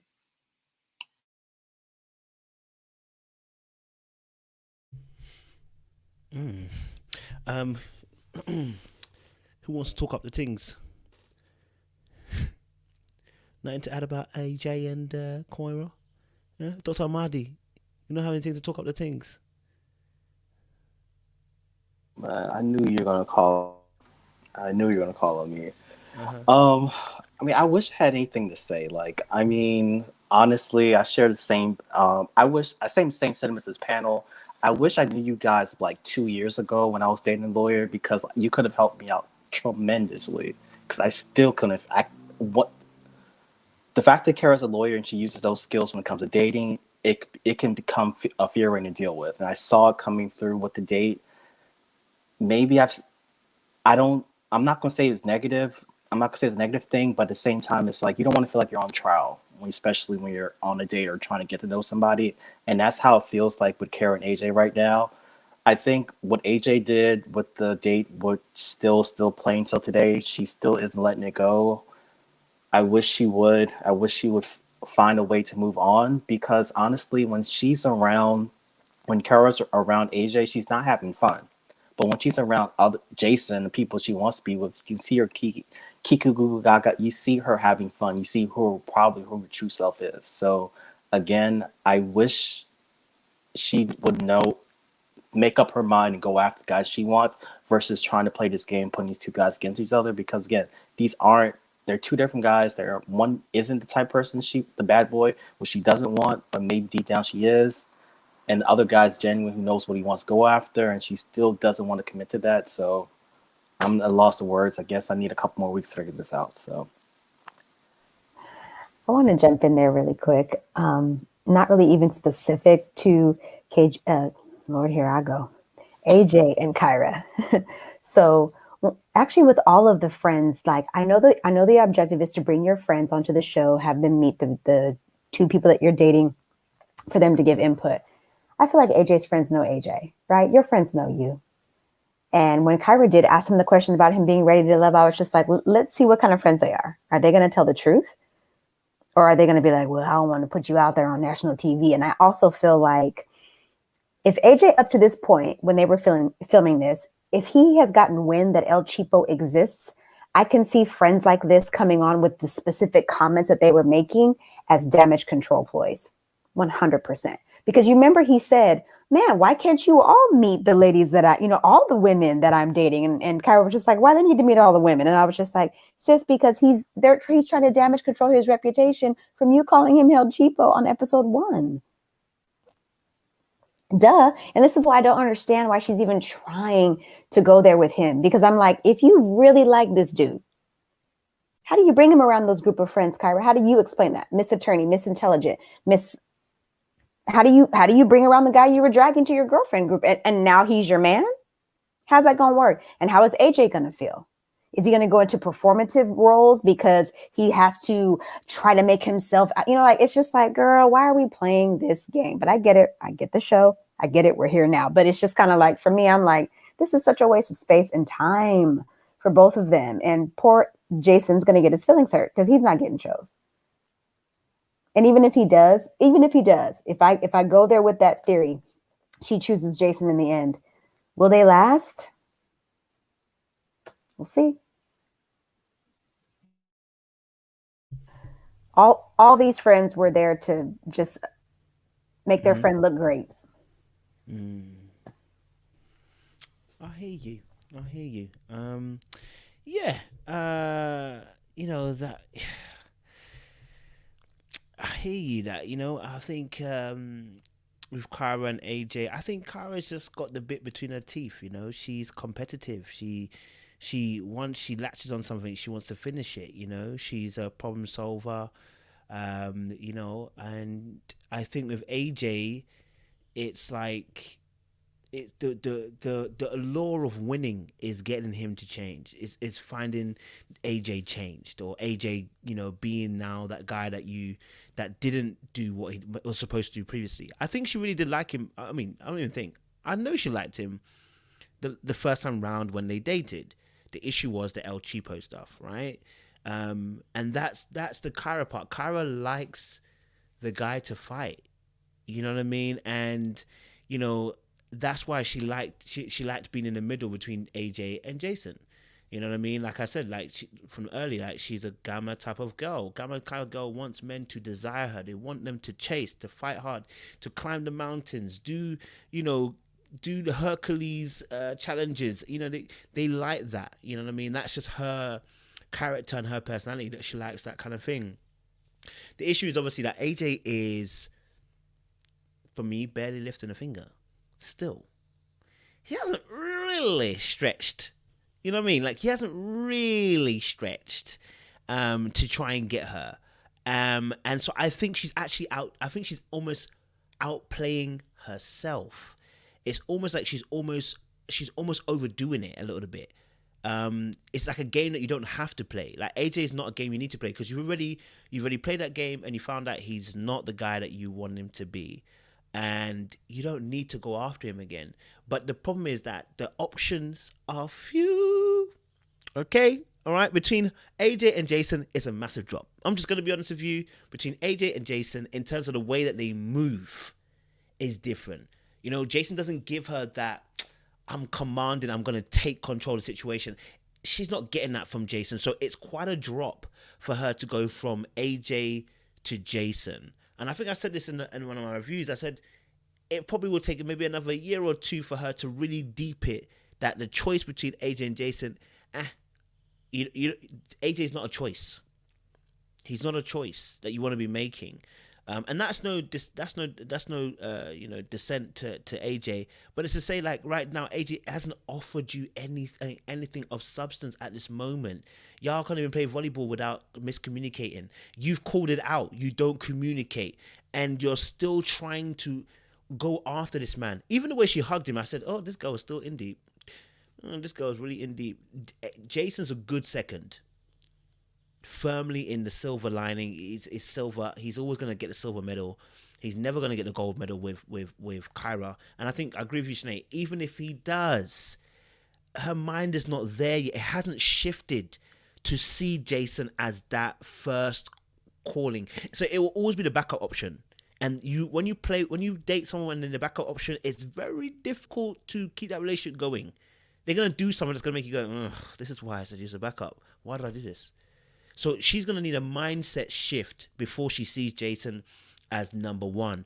But it's kind of interesting because Jason too bats out of his league all the time. It's like the perfect storm. He likes to hit above, and she's like, right now, okay, cool. I'm going to go with the second. I can play with the second best. So I mean, they might not agree with this. They might think, yeah, he really wasn't my choice. I'm like, girl, you done said that AJ has always been your top three, which is confusing because he's El Cheapo. So I struggle to see where that is. So I'm not gonna hit too deep on that. Let's just live in it. You feel me? You know what I'm saying? Let's just live. Last but not least, we have KJ and Amber. I actually like KJ and Amber. Do I think they have longevity outside of this particular show? Maybe not as much, but I like them. I think both of them have offered themselves up to the experiment. I think Amber is saying that she likes him, made him number one. She claimed him. You know what I'm saying? Like, hey, I think these two are the best chance we got of that pure black love, and I think we should throw our support behind them. What do you guys think? I think we have to get his name right. She went straight in. Okay. We just have to get. Can we just please? Because KG. Say it with me, Kojo. KG. Okay. Yeah. And I'm silenced. Oh. I don't have anything. I'm sorry. They are womp womp for me. Why? I don't know. Okay. So first of all, Amber is very I like Chris. He's really natural and our conversations are organic. You see how he is? I like Chris. I haven't told my friends or my family about him. It's just, and then I'm going to go off camera. I'm done. I've reached my allotment tonight. But yeah, so that's part of it for me. It's just like, Amber, I am trying with you. But then with KG, it's just I'm you're doing it again. And I didn't like watching it the first time. It's not any better the second time, just because this time the woman is nice and isn't going to, humiliate you on national TV. If you want to be with it, they are the personification of, if you like it, I love it. Mm. And I just want Amber to give me more, sis. Give me. She's just she's stoic. She in the courtroom, I know that girl is bad to the bone. Okay. Sinead, you're so funny. You're so funny. You are literally animating my expressions and my thoughts right now. I don't believe Amber is that into KG. I'm not sold. I think she's just playing the game. Oh. They're beautiful. They're both chocolate. They would do a bomb photo shoot. I could see it. I could see it now. But we already know Chris will go wherever his bills are paid. He will go with any woman who will foot the bill, split the bill, pray over the bill. He will go whatever direction that the woman will, handle the bill. And so my expectation for him is just very low. I Chris to me doesn't give me leadership vibes. He doesn't give me man energy. He gives me very much passive, very much. I almost question sometimes, why are you here? So you're not, you know, and not everyone has to be all for marriage. But I think what's concerning to me is you don't seem to stand to be for much of anything, actually. If you listen to some of his responses, it's very kind of just like, oh yeah, if it happens, it happens. But I mean, that's not really the goal. What? What? Like, this guy to me just lacks ambition. And I just don't see Amber truly going for a person like that. She's an attorney. And I'm not trying to paint all attorneys with broad brushes, but those types of people, they're literally the embodiment of ambition, right? So I just don't see her ending very well with Chris. It's not a good match to me. And I think what Amber's doing is, she's playing the game with the cards that she's dealt. And right now, Chris, I guess, he makes the most sense. And he's been the only one that she's really been able to connect with. But I think Amber's being a little bit smarter with it than we're kind of giving her credit for. I don't know if she's kind of using this platform to like show her face or get her face out there, but she's up to something. I don't know what it is, but I'm not truly convinced that she's as, passive as Chris is. I just don't believe it. Like when they had a conversation about marriage, I didn't believe that she was as relaxed as he was about it. I want to tell her, like, you don't have to settle for this guy, but I also think Amber's playing the game the best way she knows how. So I don't know. The jury's still out on them, but not convinced. Not convinced.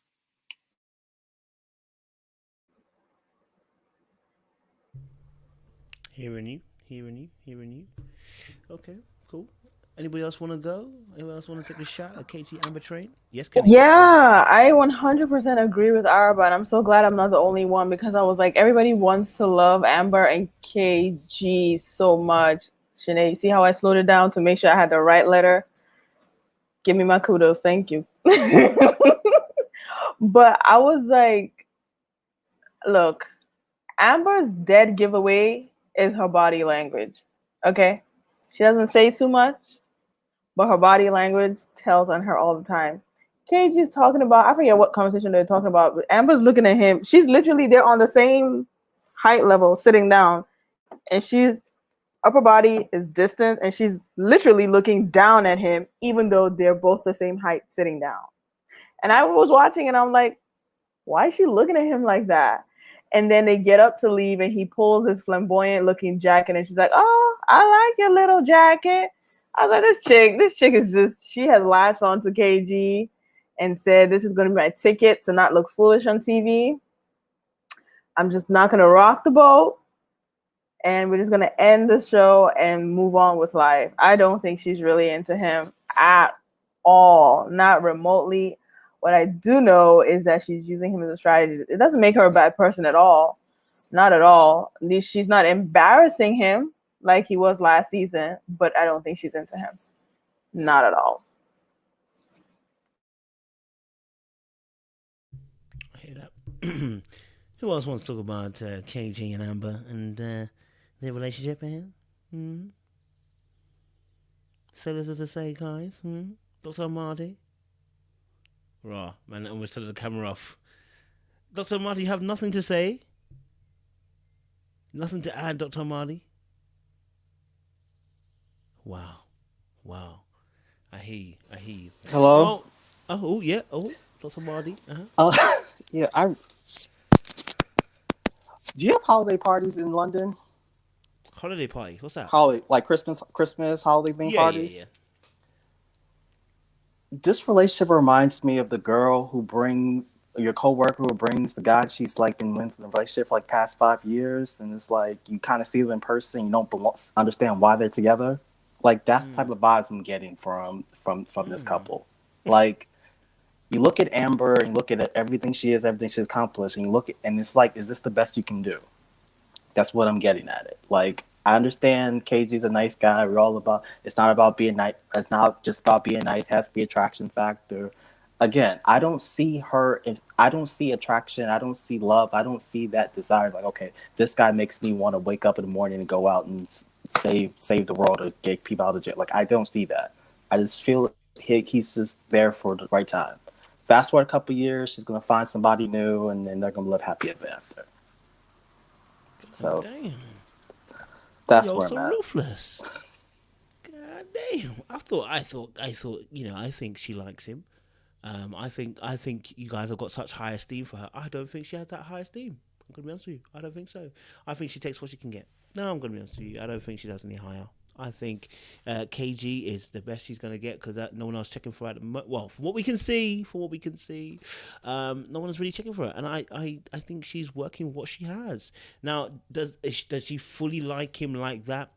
It remains to be seen. But I do think that she has some kind of liking for KG. She may be fearful of the backlash. Yes, she may be. But I'll be honest. I mean, I think she likes him. Yeah. Now she hasn't made any comments about wanting a particular provider kind of type. I can only go about what she has said.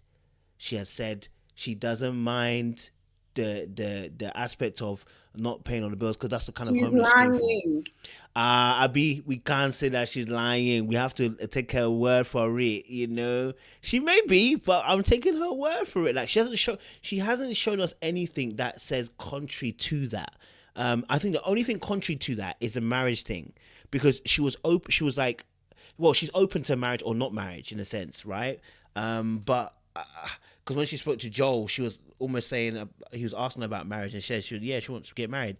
I think that part maybe is not as truthful because she sounded a bit more energetic about the marriage when she was talking about Joel. So I think she does want to kind of get married, but maybe she's open to not getting married. But I definitely think that she's cool with old boy KG.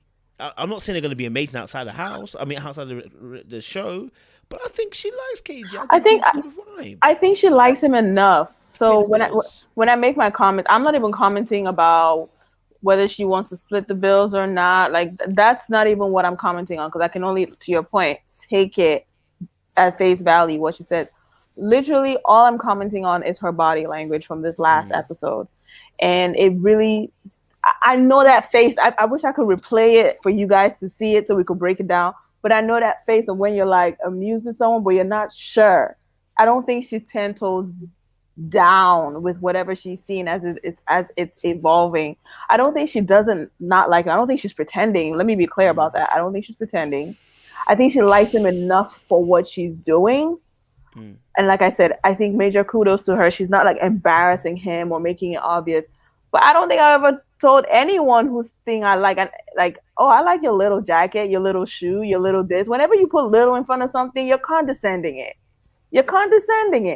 Okay, fair enough. You know what I mean? That's a good point. So I like your little jacket. She likes his little personality. She likes his little, it's good enough for what she's doing right now with the show. And again, it doesn't mean she's a bad person. It's not so black and white. I think she likes him enough. But I don't think that this romance, and by any stretch of the imagination, Kojo, everybody on the chat and everything, please get to that scene where were they at the club or something? I don't know. They were at a restaurant or something, sitting down on the sofa. Put it on mute and just watch her body language. Don't listen to the words. Just put it on mute and watch her body language. She's literally like moving back and just looking at him like while he's talking. Like what? I'm telling you. And then come back into the comments and say what you think. And you can tell me I'm wrong, but I don't think she doesn't not like him. I just think the romance she's putting on, like, oh, your friends, they're like family to me now. I mean, come on now, girl. Okay, girl. Yeah, and can I say, so Amber is not fully out of options, right? So we know that AJ took interest in her. Joelle did as well. So if she wanted to, she could explore those options. She could build upon those relationships and go a little further. She's chosen not to. For whatever reason, and I'll say I do think she does like KG, but like Kenny said, I don't think she likes him enough. But for whatever reason, she's still choosing him. Not sure why, but she's still choosing him. Because that's so her I wouldn't- level. Because that's her level. You think That's her that's as good as she level. could do? No, not that she does the best. That's her level. She likes that kind of guy. It's not that options are few, Coach. No, it's not. It's not. She's nice enough to play the game with anybody. Like you said, AJ was liking her. The other guys were like, I'm sure Joel wasn't even liking her, but she chose KG. Maybe because of the low maintenance. Maybe she doesn't have the esteem as you guys are thinking she has the esteem. She just has a high-powered job, but maybe she's not as esteemed as you think. She made a whole big spiel about, oh, you know, I'm alpha female. Girl, I told you weren't alpha female because you weren't. Because you don't chose KG. Well, then again, if you are alpha female, KG might be the option you go for because you're going to need a beta male to be able to complement you because no alpha male wants an alpha female. Could she also... Go for it. Say it. Girl, don't be afraid out here. You know, I've been cussing David all night. You better say it. I was just fleshing through a thought. I just flashed back to the first episode when, you know, they did the whole, we've got a big secret. Guess what? KG from last season. Her response was almost fan-like. Could it be that maybe she not literally fell in love, right? But watched the season before and was just like, oh, this poor guy, that's not right. He deserves a second chance. And so here he is. And she's like, I'm going to make sure he has a better experience. No, wait, I'm going to make sure he has a better experience. Y'all better leave Amber alone. Amber, I like you. I think Amber, I love you, sis. It's just, that's how it shows on the TV, boo. That's all I'm saying. And maybe it's me because apparently I'm more animated. So let me be quiet. Maybe you're just fine. I personally think she just wants love. I'm going to be honest with you. I think that's her only criteria. I just think she wants someone to care. If you listen to her and KG's conversation by the boxing ring about their backgrounds, I think she just wants someone just to care. She's not invested in the money situation or him being leading in terms of that because she does all of that already. So it's like all she just wants is someone just to be there who will care. And I think KG can do that. All he want to do is fill in. Shoot. Well, then considering their backgrounds, they both just want love. Yeah. Yeah. That's why agree. KG. Yeah.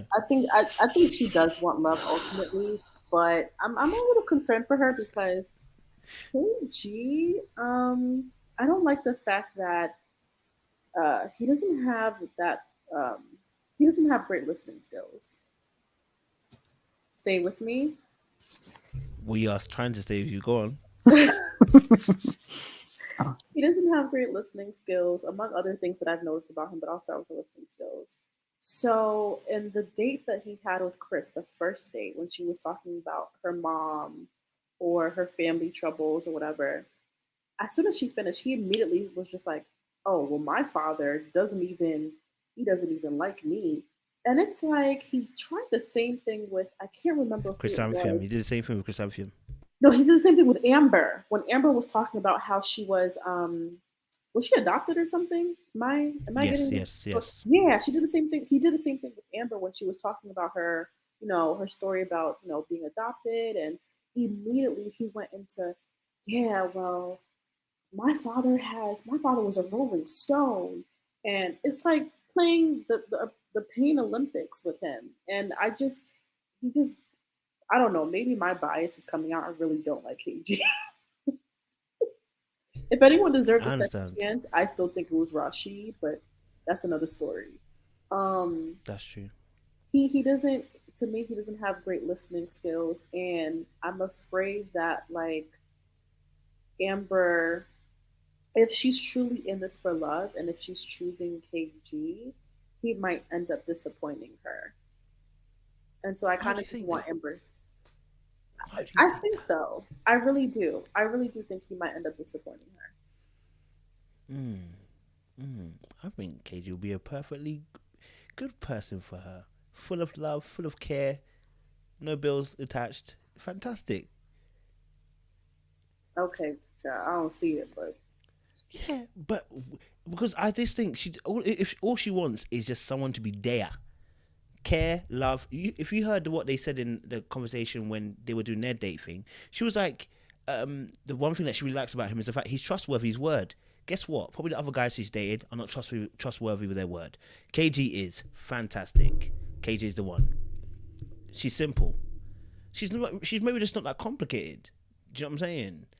But she, again, I agree. She could be putting it on more. We'll have to wait and see till after the show. But for this competition, I mean, the girl was like, yo, KG's simple. He sticks to his word. Shoot, he's a good quality brother. Yeah, she called out AJ already for his nonsense. You know what I'm saying? Like, Joel's out here flirting with everybody. So who else? David is definitely not the vibe. Okay, yeah. Jason is stuck between Kyra and stuck between Liz. She ain't going there. And Ron likes Chrysanthemum and likes Alexis. At this point, listen, none of them are really quality choices for her. You know what I'm saying? At least with KG, what she gets, solid. You understand? If he said he's gonna be there, he's gonna be there. Solid. And you know what I'm saying? So it's not triggering her. Maybe the other guys would trigger her, you know, past memories of whatever's happened in the past, whatever. But KG is happy to do that. And so, maybe she's just not that phased at Araba, I don't think she's that fair. phased. I think that's fair. I know you don't like KG though. We're now no, I mean, I don't want to. Oh my God. Not like that in terms of romantic partner kind of style. He's not your cup of tea. I get it. Yeah. He needs a bit more drive. And I think I am like you said, giving Amber a little bit higher of some esteem. So I don't know. I think I would just like to see how things play out. And if they end up together, great. But I have my thoughts. I hear you. All right, cool. We have reached the end of the show. You guys obviously did an amazing job as well, as always. Audience members, thank you so much. You turned out in your droves. I think we hit 1,200 people on this live. Crazy. So you guys turned out, and I appreciate that, guys. All right. But yes, we have reached the end, guys. Look, continue the conversations in your own home. Leave a comment below this video, okay? We're just giving our views and our opinions. Please, anybody who's on the show, who's going to see this, David, okay? David, Joel, Jason, KG, Kyra, AJ, everybody who's on the show, these are just our thoughts and our opinions, okay? Please, please, please, please don't DM me saying we got it wrong, okay? Blame production. Don't blame us. Blame production. Come on now. You can only see what we see on the screen. So rather, send me an email to say you want an interview and come and correct what you saw. And that way we go. I mean, yeah, that way it's all the better for everybody. All right. So guys, make sure you stay locked in, loaded, stay hydrated. We will see you again soon next week. Much love, much appreciation.